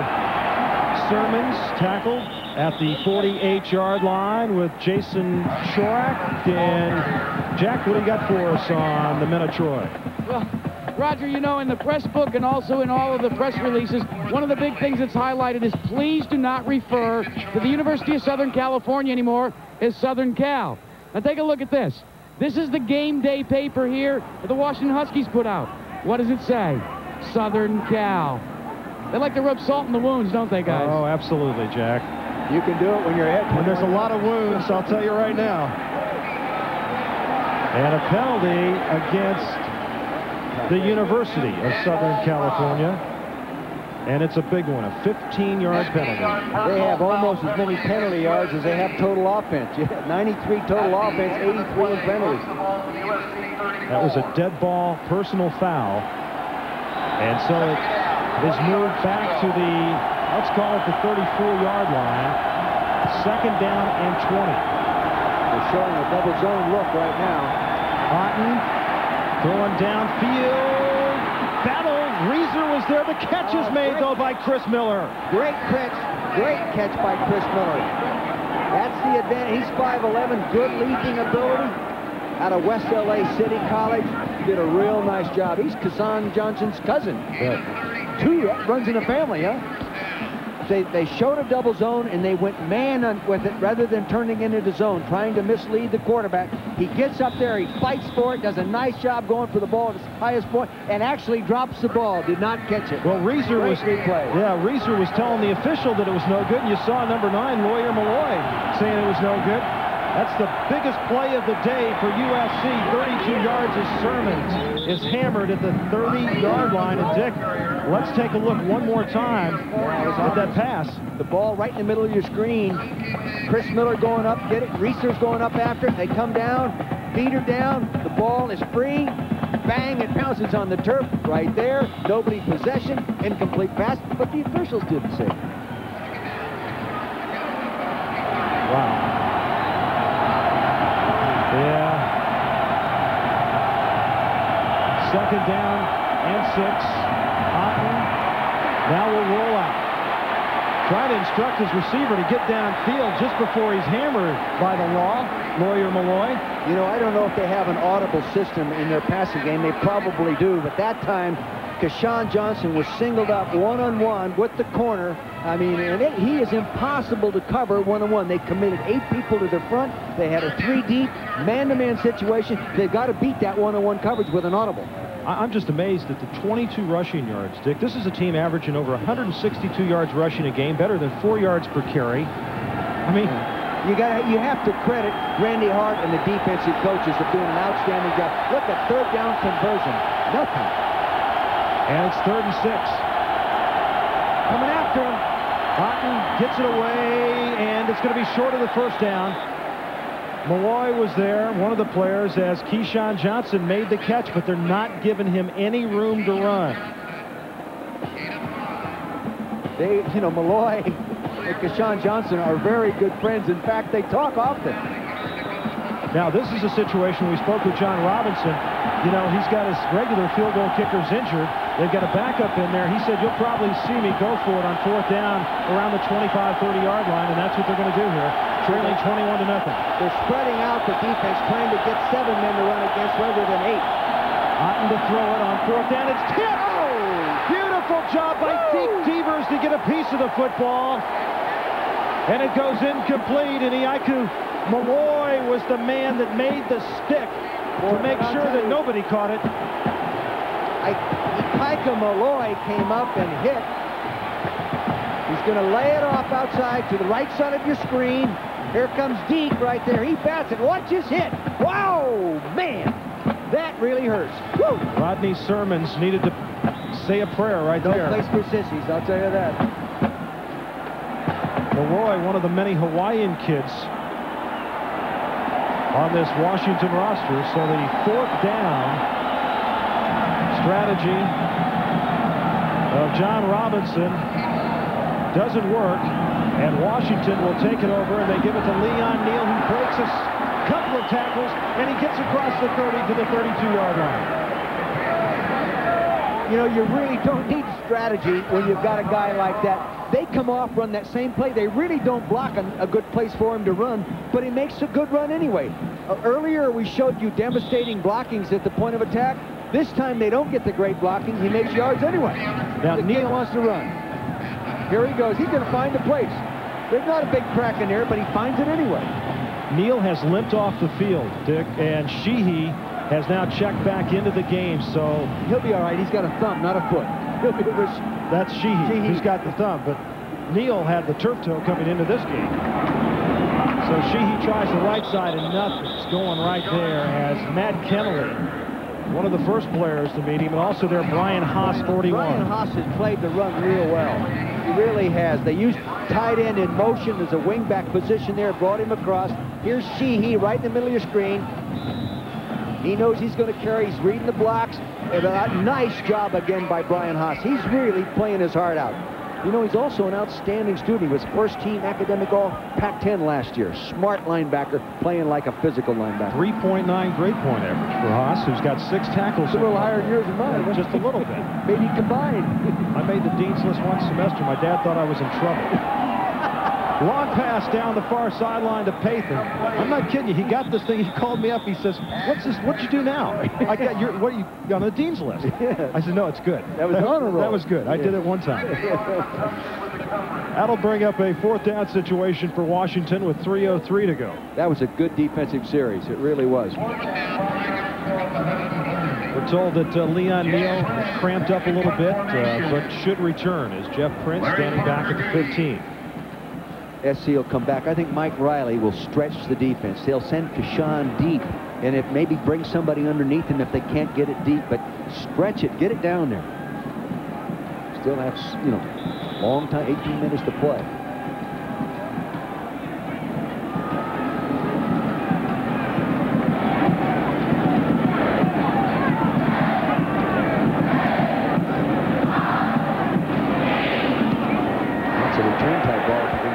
That's low and getting there too quick. Parker at the 25-yard line gets a couple of good blocks, and he is driven out of bounds over at the 42.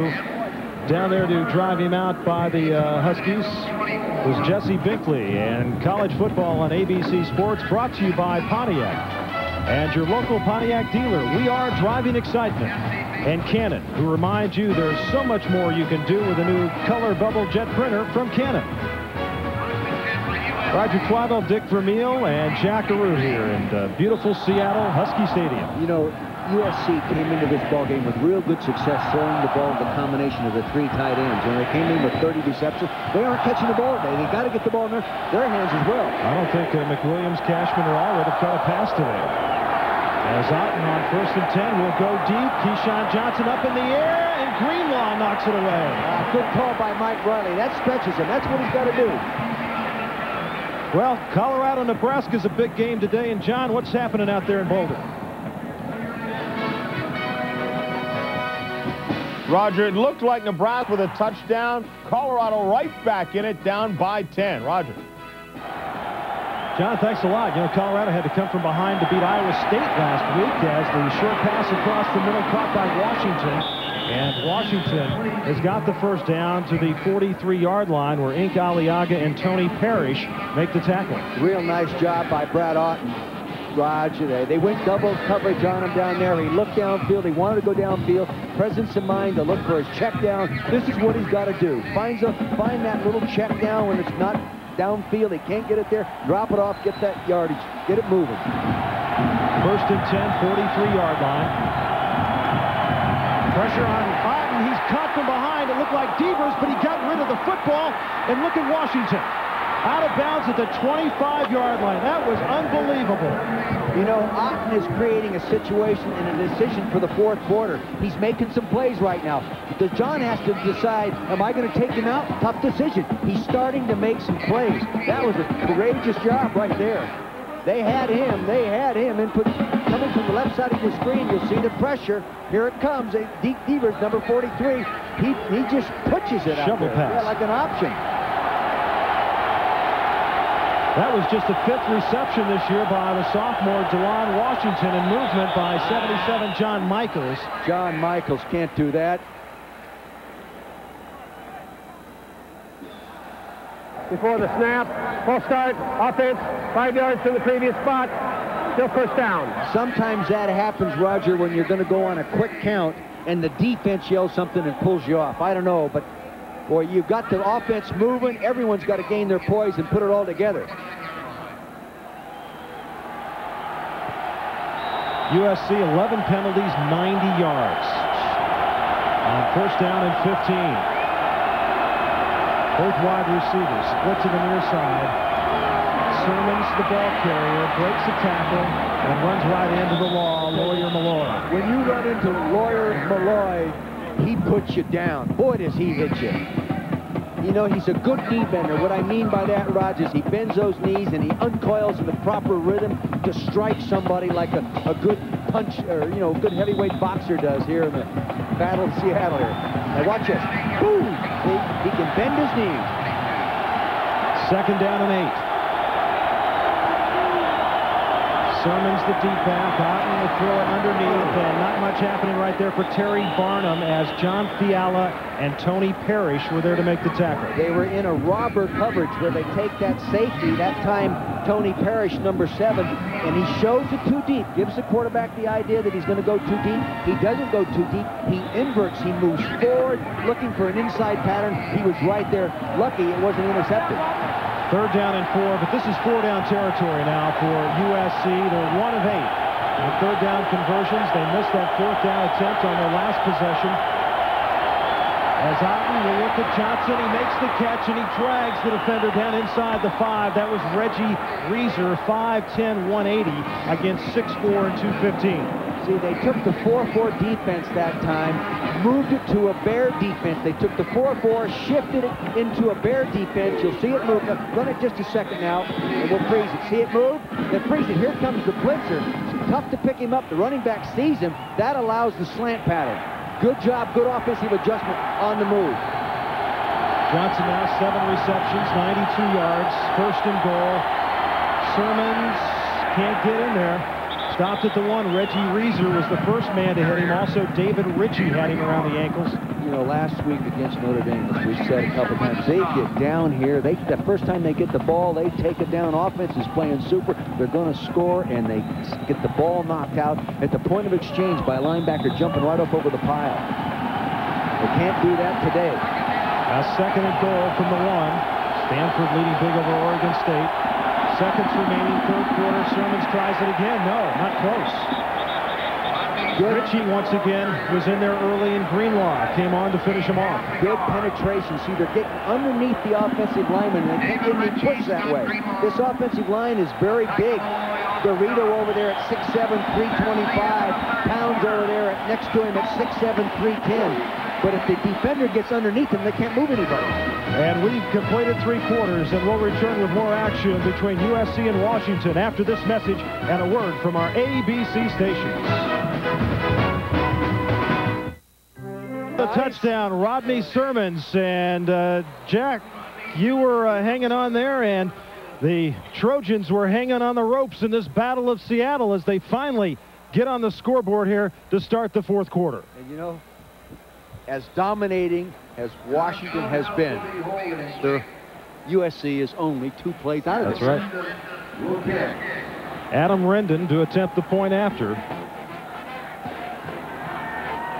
Freshman from San Diego, taking the place of the injured Adam Abrams, and he is good. So the first play of the 4th quarter, and Rodney Sermons gets the touchdown.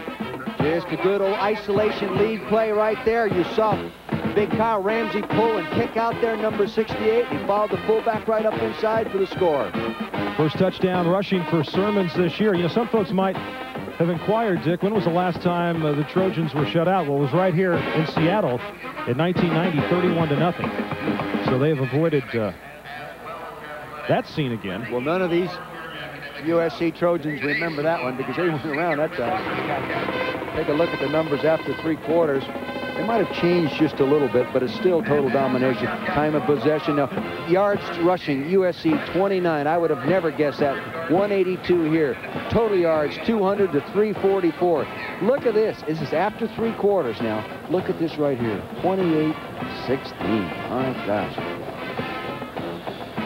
Now it's 21-7. And Mike Bastianelli, a freshman, will kick it off for USC, and Terry Hallman and Fred Coleman back deep. So Neal is not back deep to return the kickoff. Bastianelli, a highly recruited wide receiver, has been pressed into duty as a kickoff man after the injury to Abrams, and that goes out of bounds. So Bastianelli from the East Bay of San Francisco, Oakland area. Defensively now, as a defensive staff, Keith Burns, who heads it up, the defensive coordinator, Dennis Thurman, the secondary coach, Tim Prukop, the linebacker coach, Rod Marinelli, the defensive line coach, and Joe Barry, the assistant defensive line coach. You've got to put their heads together and come up, and they probably say, guys, we got to gamble. We got to go after that football. We got to take it away from them. Well, in Washington, on the other hand here now, with Damon Heward, would like to put together a good drive. Try to establish themselves again, put some distance between themselves and the Trojans, but nothing doing on the left side right there as USC was all over it. And Neal back in the game gets nothing on that carry as Darrell Russell, one of the first men in there. He really made a nice defensive line play that time, moving inside out, had total control of the offensive lineman all the way down the line of scrimmage, kept his pads low, and as you said earlier, he's a very talented, powerful athlete that's going to be a great defensive lineman once he develops that true temperament that it takes to play it. Well, Dick, coming into this game, had 21 tackles. 11 of those were tackles for losses, so he is active. He can get behind the line of scrimmage. He can make plays. Better make a few right now. On 2nd and 10. They're in that 5-down lineman defense. Hewitt throwing it to Coleman, drops the football. All right, Coleman was wide open as Dalen McCutcheon was there on the coverage. True freshman out of Bishop Vermont. His dad, of course, Lawrence McCutcheon. I had the opportunity to coach Lawrence McCutcheon when he was at the Los Angeles Rams. What a fine football player. And from what I understand in talking with John Robinson, this young man is a very, very talented football player. Washington on their last 3 possessions, Dick, 3 and out. They're faced with a 3rd and 10 here. 3 wide receivers, 2 split to the top.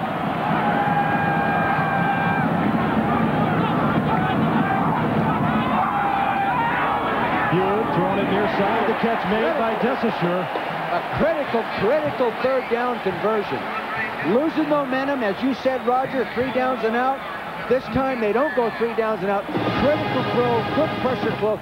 No question that Damon Hewitt has improved. He's going in motion. He pushes up now, then he's going to make a little stick move and go to the corner. There he is right there. They were in a double zone. Someone blew it. Did you see Conwell happen to run into that defender who might have needed to go over there with Desaussure? Might have picked him off. Yeah, might have picked him off just a little bit. Desaussure coming on strong, a redshirt freshman from Woodland Hills, California, on 1st down. Sneaking through the line. Neal gets it right to midfield where Perry and Fields make the tackle, and a penalty marker goes down. You know, Dick, I'm curious. In the scope of recruiting with Washington, USC, and having been a former coach at UCLA, how big is it for a school like Washington to win a game against USC or even a UCLA? How far does that go in recruiting? Because they do recruit a lot of kids from Southern California. It can't hurt, and it might help. Yeah. You know, really, it can't hurt, and it might help. But it's dead ball. Personal foul on the offense, 15 yards from the end of the run, and it'll be 2nd down. They called a personal foul on a wide receiver. I mean, I can't believe that should happen. Well, why this game is big, folks, since 1960, the winner of the USC-Washington game has advanced to the Rose Bowl 23 times. 15 USC, 8 Washington. And, you know, outside of Oregon last year and then Arizona State a few years back, it's been the UCLA-USC-Washington triangle that's dominated the Rose Bowl. And John coaching some of those. So, yes. I mean, he wants to get them back there. John coached in 3 Rose Bowls, if I remember right.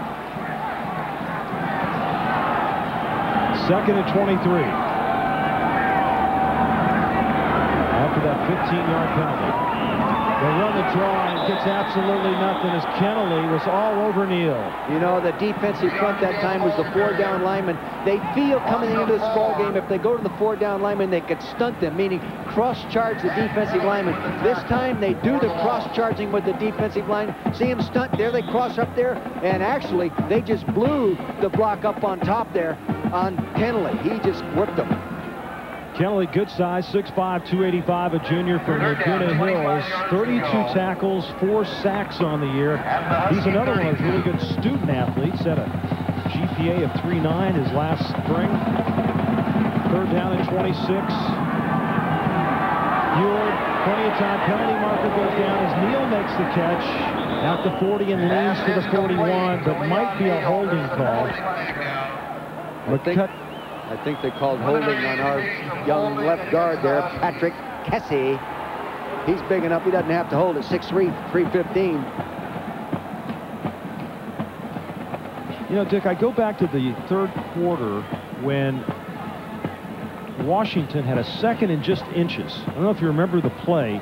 And Hewitt went back to the pass, and he got sacked. And ever since that play, things have been sort of going backwards. I don't know whether that was a little momentum maker for the USC defense or what, but after that, there were 3 times 3 downs and outs, and now they're struggling a little bit. Offense 10 yards from the spot of the foul, still 3rd down. Well, I think, too, defensively, they're a little more active up front right now, stunning that down 4. They're back into that 5-down lineman defense. They're doing a little better job of getting some penetration, some quick movement out of those down people, and when the down people dominate up front, that allows the linebackers to make plays.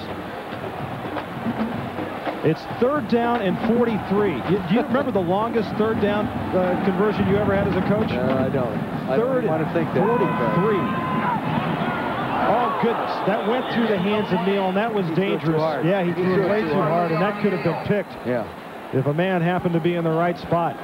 USC has to start getting a little bit excited. They've got a shot at this thing. They're gaining some momentum. Or, let's say, Washington is losing momentum. One or the other. It's starting to lean that way. And there's a little history here, because if we go back a few weeks to the Notre Dame-Washington game, it looked for a time like maybe Notre Dame was out of it, and then a couple of mistakes, and all of a sudden, who had the victory? The Fighting Irish. Well, Jim Lambright, in regard to that, said his positive thing he was selling to his squad since then, we learned how to play 57 minutes of football. Now we have to learn to play 60 minutes. Today they have to play 60 to win. Prince hangs it up there. Parker slips at the 48-yard line, but USC will have great field position with 12-12 left to go from Husky Stadium. Homecoming weekend here in Seattle.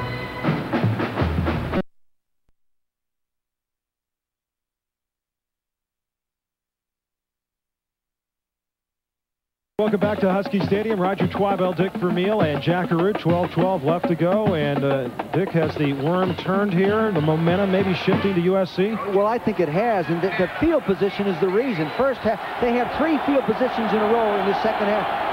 Better than they had at any time in the first half. And, of course, number 10 still in at quarterback, Otten, as the pass thrown and deflected by David Ritchie. Good job by David Ritchie. He was blocked. He was held right onto the line of scrimmage. He saw the cock of the arm. He jumped and hit the ball with his right hand. Nice job by David Ritchie. He's coming alive as a football player. To the right side of your screen now, you'll see it. There he is. He knew where he wanted to go. See him jump right there. He's blocked. But presence of mind to get that in good rhythm. Good job by David Ritchie. 6'4", 270-pounder from Kelso. Great high school athlete. Finished 3rd in the long jump when he was a senior. 62 passing yards. 109. They're catching up at 171. 2nd and 10. Penalty marker goes down. They're waving the play off. And, well, as we talked at the top, we might see the same quarterback in the 4th quarter that we saw on the... I think that was dictated by some positive plays that... Before the snap, false start on offense, 5 yards from the previous spot, still 2nd down. Brad Otten came up with some plays. Either it be the shuffle throw for a 1st down, those kind of things. If you get that going, you got to let him play. Well, we mentioned all of USC penalties, but Washington's got a lot of penalties themselves.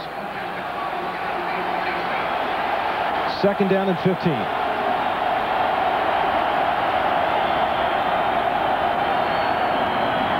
With pressure from Ritchie, has to move out, throws on the run, and deflected. Greenlaw got a piece of it, the intended receiver, Chris Miller, but the pressure by Ritchie allowed Greenlaw to come over and make the play. You know, the other corner, Reggie Reese, we haven't called his name but a couple times. Obviously, they're working away from him or not throwing the ball to Parker, who he's normally the wide side of the field. Dick, McWilliams, Cashman, Allred, 30 receptions, 8 touchdown catches. They haven't caught a pass today. We've mentioned that already. Is there a reason we ought to call a play? Well, I don't know, but I mean, is there a reason they're not getting it? They're getting off the line of scrimmage clean, I'll tell you that. 3rd down and 15. 4 receivers in this USC offensive set. As Otten comes down, Greenlaw makes a pick. Scott Greenlaw to the 35-yard line, his 2nd interception of the year. And a penalty flag is down.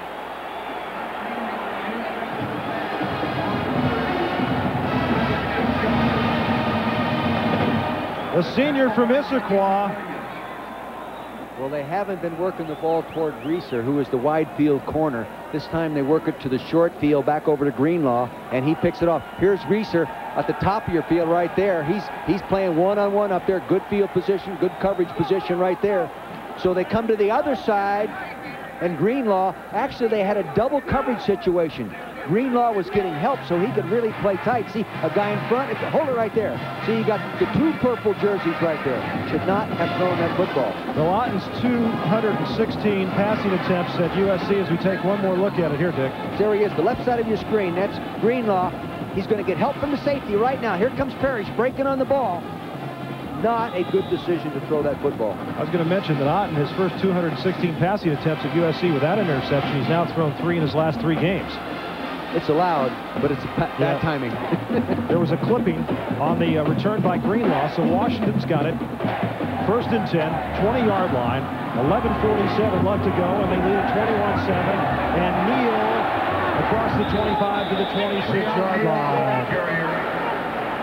Jesse Davis, Dalen McCutcheon make the stop. He's an intense guy, and he's in that running in the intense area. He has such confidence that he'll switch the ball from one hand to the other hand so he can free up the arm to stiff arm the appropriate defender. Normally, I would coach a guy to hang on to it at all costs in that intense area. See, now watch him switch it right here. See, he saw the defender coming from his right shoulder. Good poise by an intense young running back.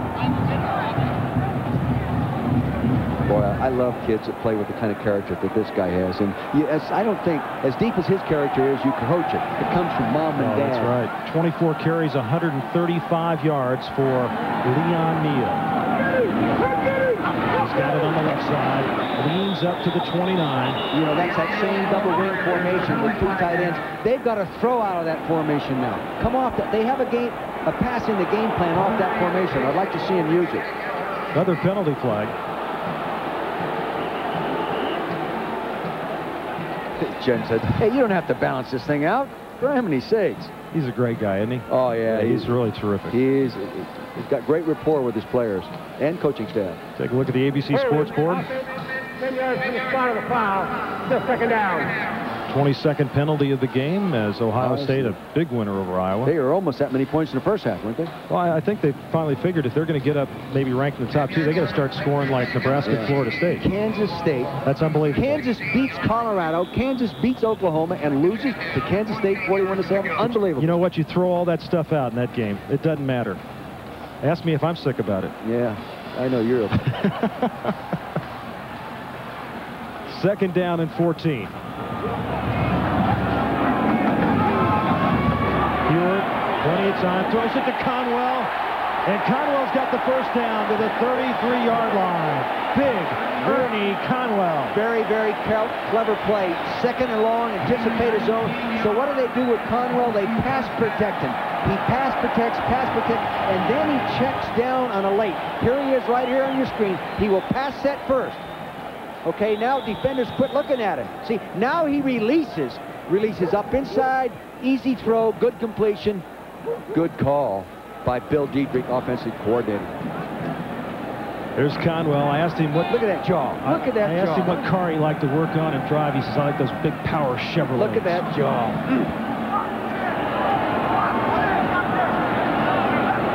First and 10. As Neal trying to battle through. The defense for USC has definitely played better in this second half because they're more movement. They almost played like they're in the first half, like they were stiff. They just didn't fly to the football and hit and recoil and come off blocks. They're doing a much better job of that right now. And they're working the clock right now, 9:35. Do you think John Robinson went in at halftime and said, man, I'm mad? No, I don't think so. I don't think so. He might even said, I'm whizzed. I think he had a few adjectives he was using. Oklahoma hangs on to beat Missouri, 13-9. Here, the quick drop, throws it to Coleman, comes down. Was it complete? Yes, 39-yard line. Hewitt now 15 of 22, Dick, for 200 yards. Well, as I said in the open, his percent complete is up almost 10% this year, and he's been getting better in the last 3 or 4 ball games. Coaches said that after that Notre Dame game, and they lost it, he said, I've got 6 games left to play in my career. I'm going to make a personal crusade to take this team to the Rose Bowl. That's what you need. You need that kind of leadership. You bet. Out of the senior. He's got a younger brother, Brock, that's going to be a great quarterback here. Tight end and fullback position right now. Third down and 4. Neal trying to get through and can't get to the first down marker.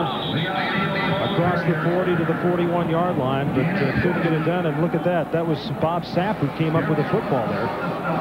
Good defense right that time, Raj. Good defense. No place to find. He wanted to find that daylight, the cutback. They couldn't find it. All the defensive people maintaining the discipline of the call.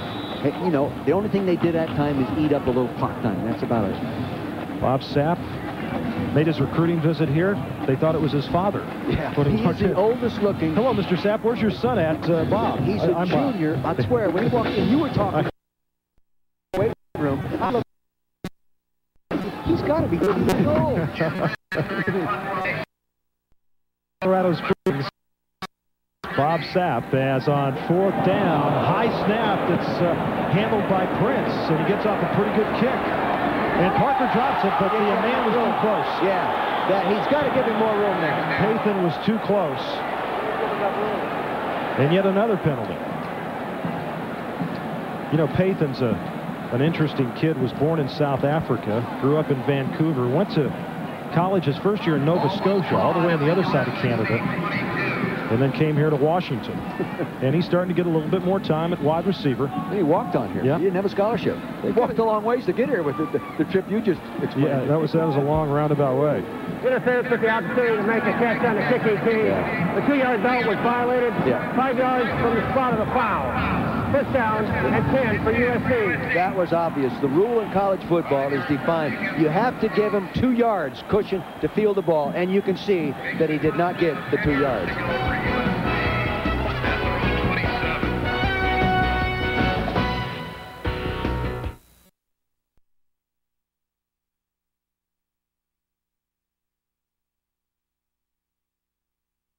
Saturday here on ABC Sports, and 8:18 left to go here in Seattle. 21-7. Washington leads USC, and it's not over for the Trojans. They need to get something going right now, and they get it to the 35-yard line. Chris Miller makes the reception. Reggie Reeser and Iaiku Malloy were there on the tackle. Good job by Brad Otten, the quarterback, sliding up inside the pocket. Good outside rush. Good throwing lane to step up into, and he did a nice job of finding the receiver downfield. Sacks, fumbles recovered, interceptions for Washington. Their defense has been tough today against USC. Gain of 9 on that last play. 2nd and 1.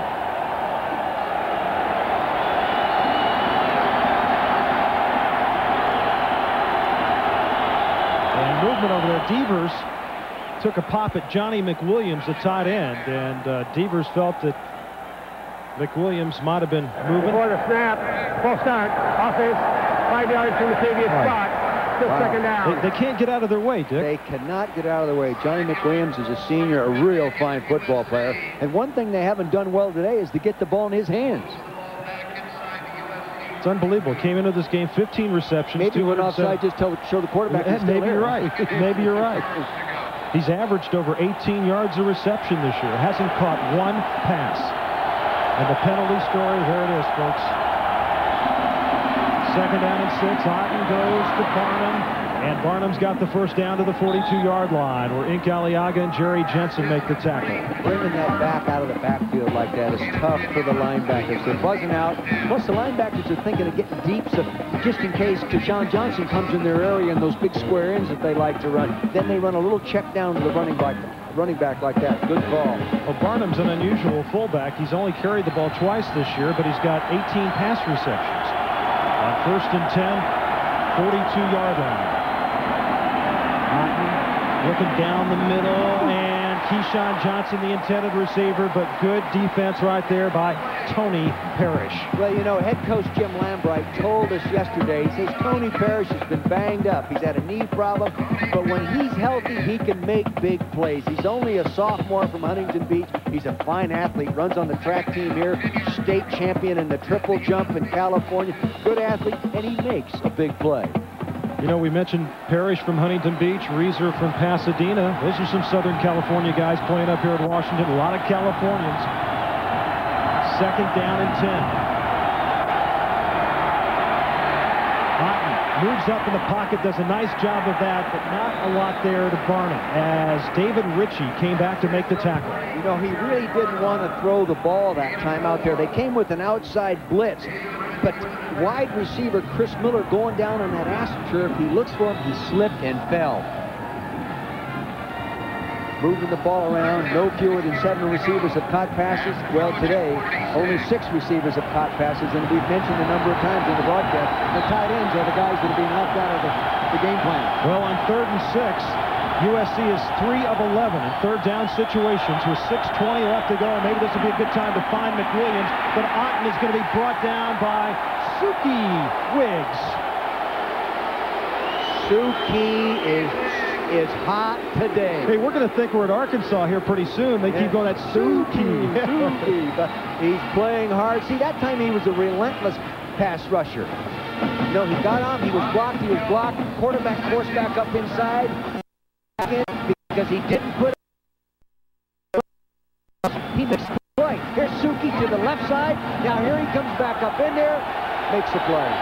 On 4th down, USC will go for it. 4th and 6. No choice. 5:40 left to go.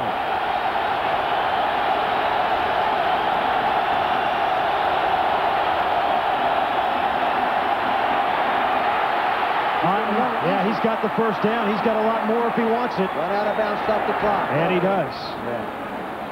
Otten out of bounds at the 35-yard line. Many times in a long yardage situation, 4th down like this, you will leave a spy man for the quarterback, but you don't think of Otten as a scrambling quarterback, so you go ahead and cover with everybody and take the chance of the quarterback scrambling to get the first down. Dickey does a nice job of moving up in the pocket when the pressure comes. He's got a lot of poise, this guy, and he's only a junior. Well, his dad was and still is a high school coach in Tumwater, Washington.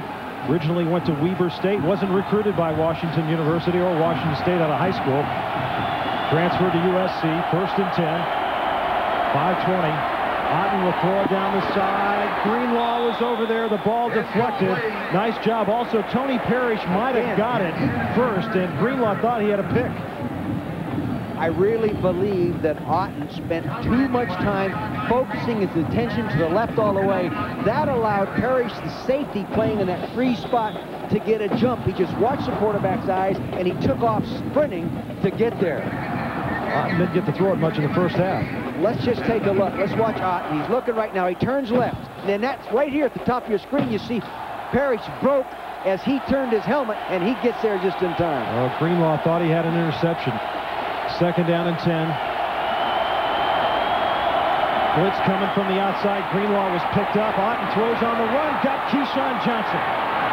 And he's brought down at the 15-yard line. I'll tell you, good athletic ability by Otten throwing on the run there. Definitely. And plus, he knows that Keyshawn is going to be coming across. When you're rolling to your right and you get out there outside the pocket like that and you have a crossing pattern coming from behind you, it's a little easier to throw than if it's out in front of you. The thing you have to worry about is when you throw it back there that you aren't pulling a defender in as well. Good arm, doesn't he?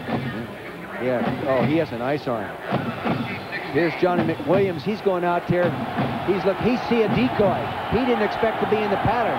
Now with the scramble situation, he looks down and sees the ball complete downfield. 1st and 10, 16-yard line. Less than 5 minutes to go. Otten throwing the corner. Touchdown!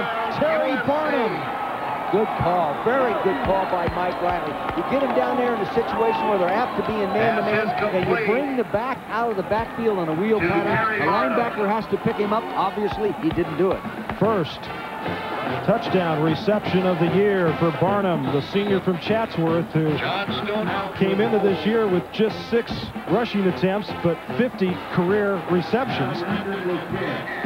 As Adam Rendon will attempt the point after with 4:44 left to go. And we have ourselves a football game. 21-14, Washington leads USC.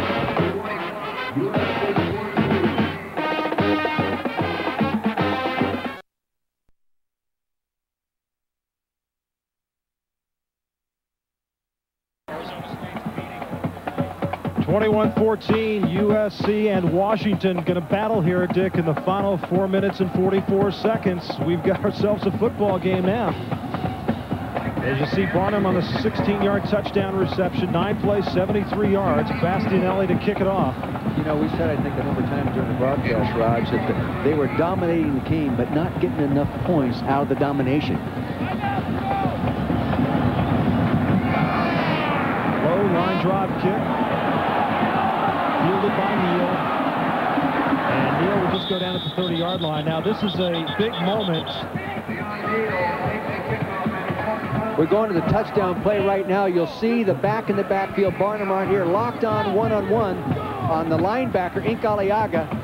But he doesn't pick him up because he gets blocked right to the right side of your screen. Bang, he got picked right there.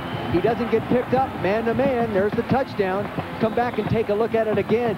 You'll see Keyshawn Johnson come down inside. He's moving in. Now he's just going to accidentally bump into Incaliaga. That stops him from getting in the coverage. well-designed play. If you get away with it, and you do. 99% of the time, you get away with it. Now, this is a big moment for Washington and their senior quarterback, Damon Heward. They need to put something positive together here.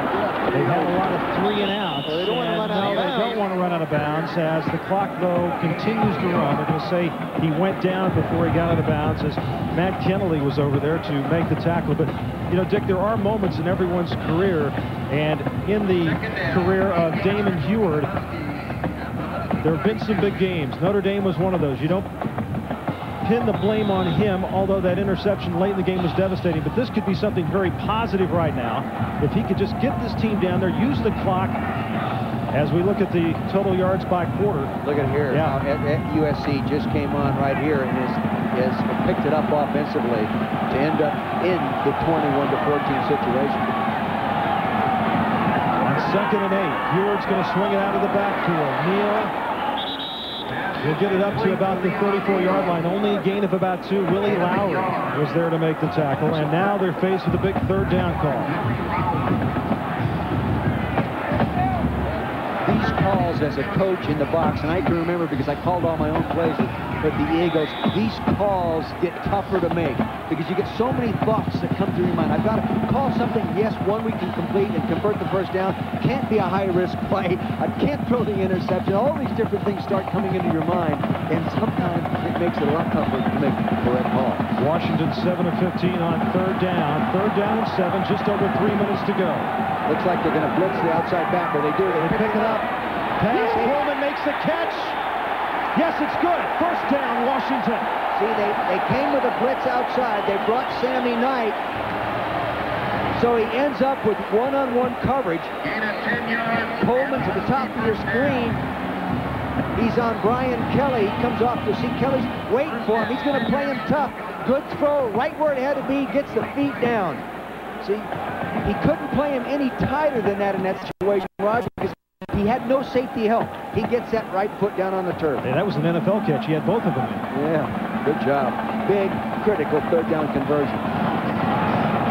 1st and 10, 43-yard line. Nice play. As Neal's dropped down back at the 42 by Sammy Knight. Nice play by Sammy. Yeah, good football player. And a timeout's called by USC with 2:49 left to go. 21-14, Washington leads.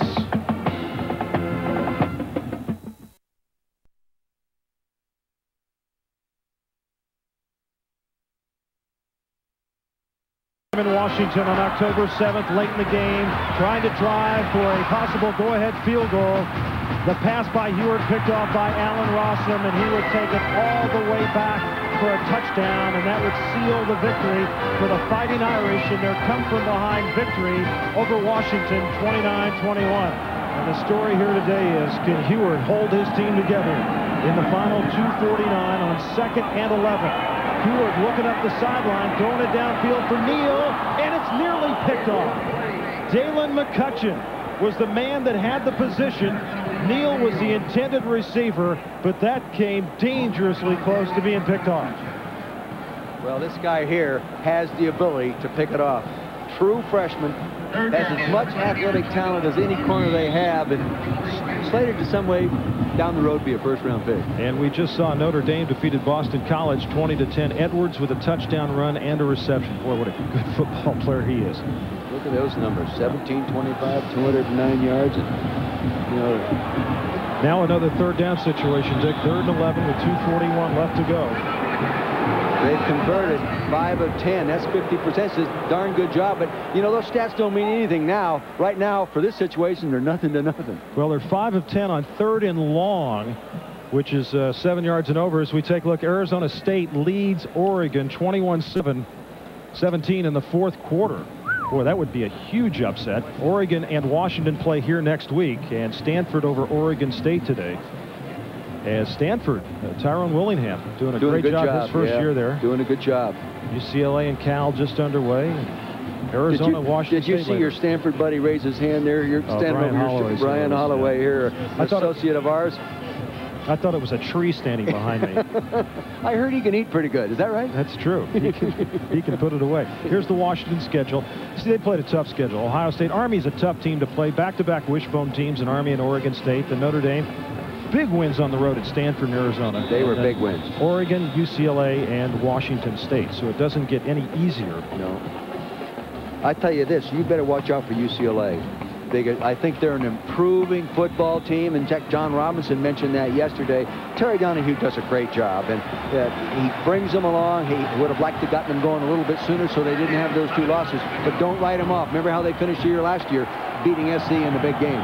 3rd down and 11, 2:41 to go. They're going to swing it out of the backfield to Neal. He's going to try to run outside, and a good tackle by Sammy Knight.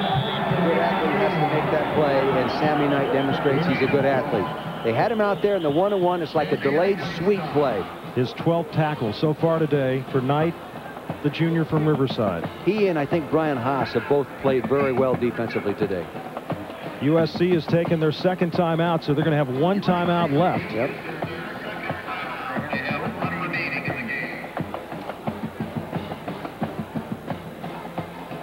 .229 left to go, 21-14. Washington leads USC. And this day, we've seen the 2 quarterback.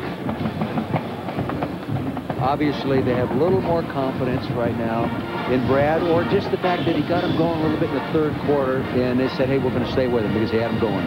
College football on ABC Sports brought to you by Chevrolet Trucks, the most dependable, longest-lasting trucks on the road. De Beers, a diamond is forever. Nike, who encourages you to participate in the lives of America's youth. And Burger King, where you can get your burger's worth.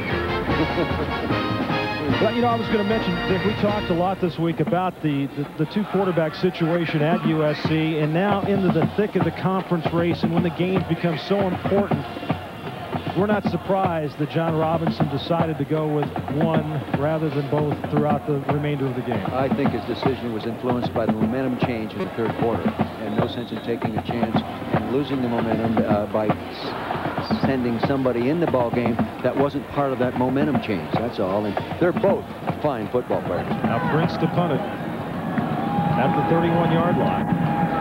He's averaged 36 yards on 5 punts so far today. As Parker takes it at the 17, trying to get to the side. He is pulled down at the 20-yard line. Fortney, the backup quarterback, was down to make the tackle on the special teams.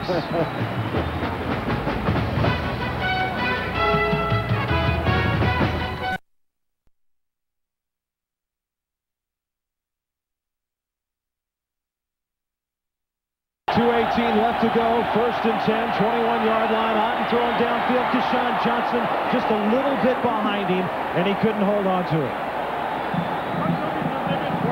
Suki Wiggs, defensive tackle. Rushman that time was complaining to the referee. He really felt he was held. That's one thing these offensive linemen right now, they don't want to get called for holding.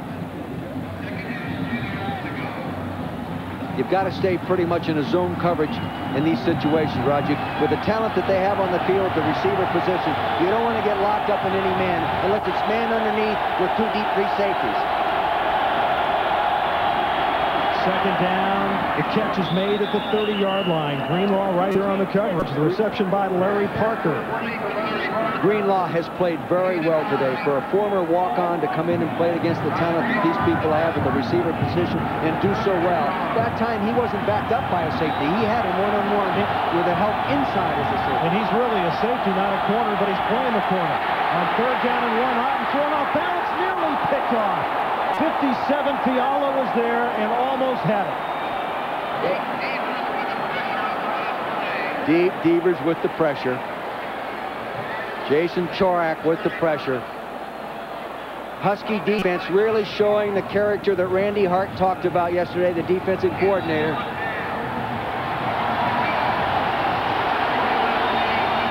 Fourth down and 1. 1:43 left to go.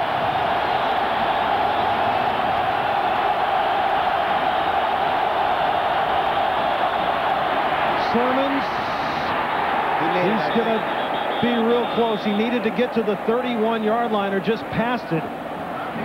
And we'll see where they put the spot. It's going to be real close. Well, if time permits, stay tuned for the Thrifty Car Rental postgame report featuring scores and highlights from around the country. I tell you, that hole looked awfully big from up here in the press box, but Lawyer Malloy, that free safety, does he get up there and put his pads on you quickly? Wow, what a good football player. Oh, made it by a long ways. Yeah. Yeah. Long made ways. it by a heartbeat. Yeah. That's it.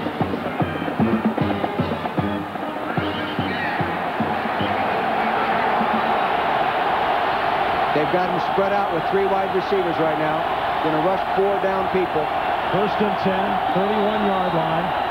1:37 left. 1 timeout left. Is hot. Throws it to Parker. Greenlaw makes a tackle. That's close to another first down. And Dick, remember, a tie favors USC because they have a better overall record at this time.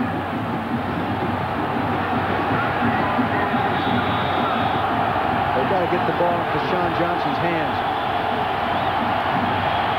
Otten throwing it down the near side. Up in the air, tipped around. Oh, goodness. Parker, the intended receiver, and Tony Parrish was there. Did you see what he tried to do? Yes, he tried to tip it back to Greenlaw. Tony Parrish tried to tip the ball back as he batted it like playing volleyball to a defender so they could intercept it. Look at him. He's explaining that. What an intelligent move. You talk about thinking on your feet. Ball coming down. The ball is batted.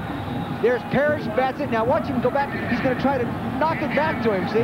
He knew he was out of bounds. What a clever play, or an attempt to make a clever play by Tony Parrish. Fine job, young man. Second and 10. 3 wide receivers for USC. Swing it to Sermons out of the backfield. Reeser's got him, and he gets out of bounds just across midfield at the 49-yard line. The offensive player wants to get out of bounds. The defensive player doesn't want to allow him to get out of bounds.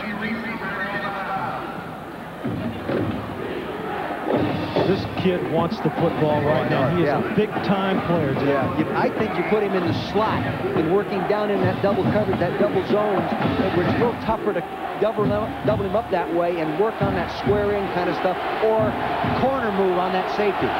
Third down and 3. He's in the slot to the near side. They swing it out of the backfield. The catch is made, and Terry Barnum runs it out of bounds at the 40-yard line with 1:05 to go. See, in that kind of throwing, they're really not thinking about getting the ball downfield on 1 or 2 plays. They're trying to eat up the clock and move it down and get into where they're going to try to throw the 18 or 20-yard touchdown pass. They normally win when Kashawn gets 100 yards, 10-1-1. And he's over 100 today. Maybe they'll get her done. First and 10, 40-yard line. Otten throws it underneath the Sermons. He races to the side, and he gets there at the 30. Ink Aliaga makes the stop. They're doing a great job of clock management. Only 50 seconds, 57 seconds left. 1 timeout left. They've got the ball down there. Where is it now, Raj? On 30? Yeah.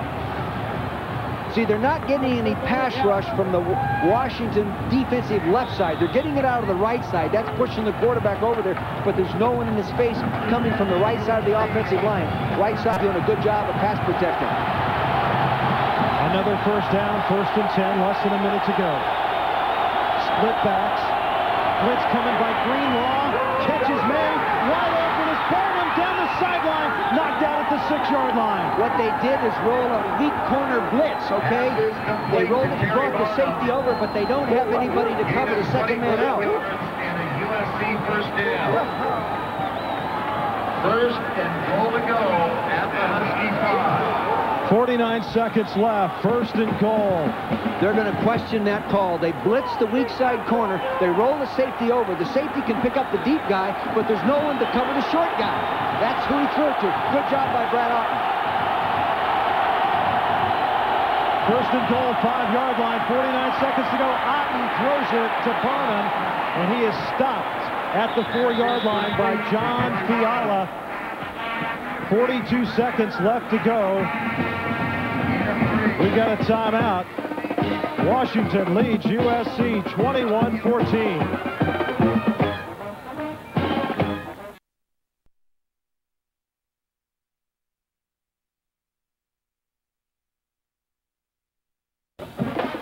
College football on ABC Sports brought to you by Chevrolet Trucks, the most dependable, longest-lasting trucks on the road.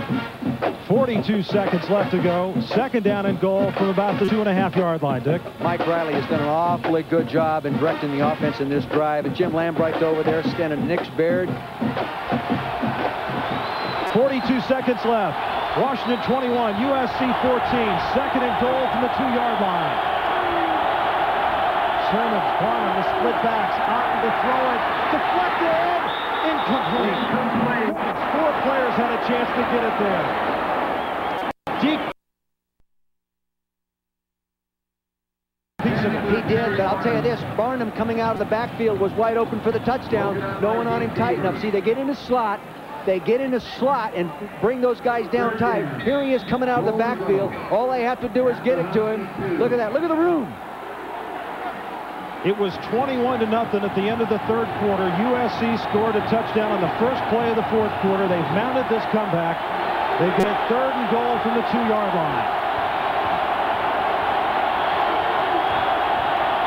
Otten throwing wide open touchdown. First reception today for Johnny McWilliams.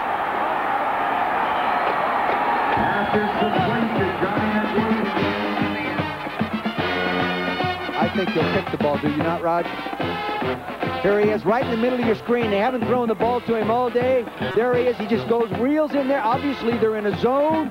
Someone's saying, hey, I didn't cover him. Should you have covered him? And they're going to go for the point after. Adam Rendon will go for the point after, and it's good. And with 33 seconds to go, that ties it at 21. And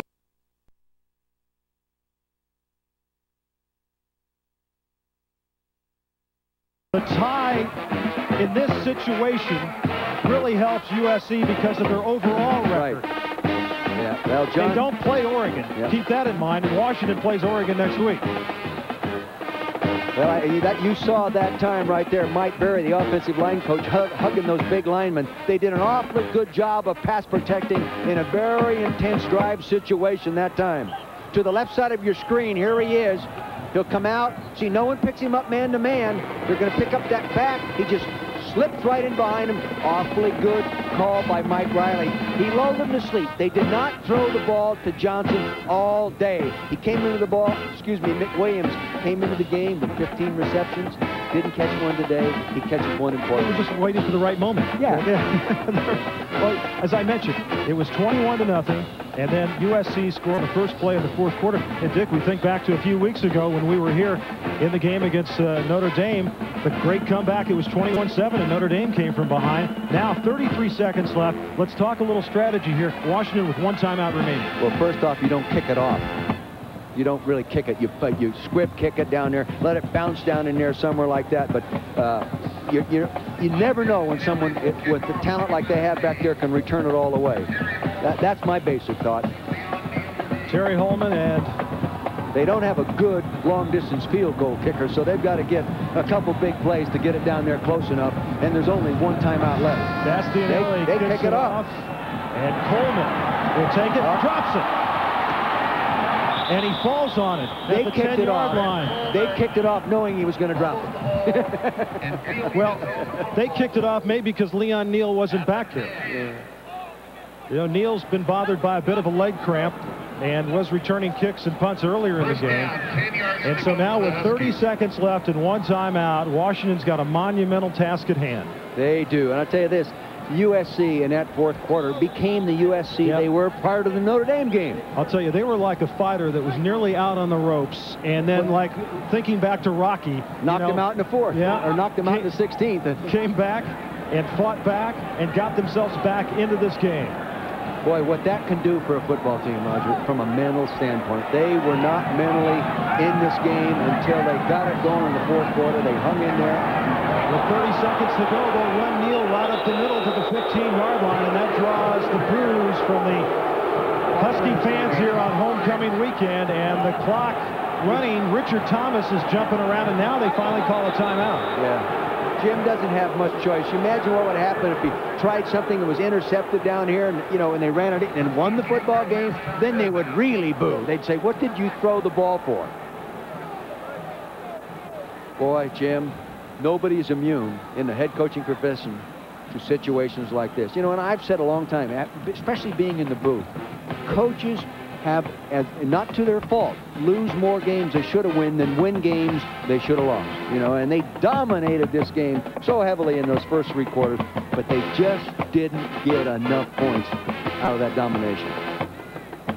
As we check out the ABC Sports Board, and 15 seconds remain here. That was the final timeout for Washington, and I'll tell you, it looked like the good move right now, staying with Otten instead of alternating the quarterbacks in the second half. He did a good job, but you know who else did a good job? His offensive line. They gave him pass protection. You know, they gave him time to throw the football, and when he was flushed to the right, easy throw for him. And Arizona State and Oregon battling late in the game, 28-24. Sun Devils lead it. And Stanford, a winner over Oregon State today. So this is going to put a different twist on things. UCLA has jumped out on top of Cal. So second down and 5, no timeouts remaining. Neal, and he gets it up near the 20-yard line. And the clock will just run out, and that's the way it will end here at Husky Stadium on a homecoming weekend. Washington held up a 21-0 lead, sees the Trojans come back with 21 fourth-quarter points, and this thing ends up a 21 tie. And the genuine Chevrolet most valuable players of the game are Sammy Knight from USC, who had 11 tackles today, and Leon Neal from the University of Washington with 143 yards rushing and 2 touchdowns. And celebrating its 25th year of sponsorship, Chevrolet will donate $1,000 to each school's general scholarship fund to reward outstanding students for their academic achievement and to assist those in financial need. For Jack Arute and Dick Vermeil, I'm Roger Twyville. Thanks for being with us.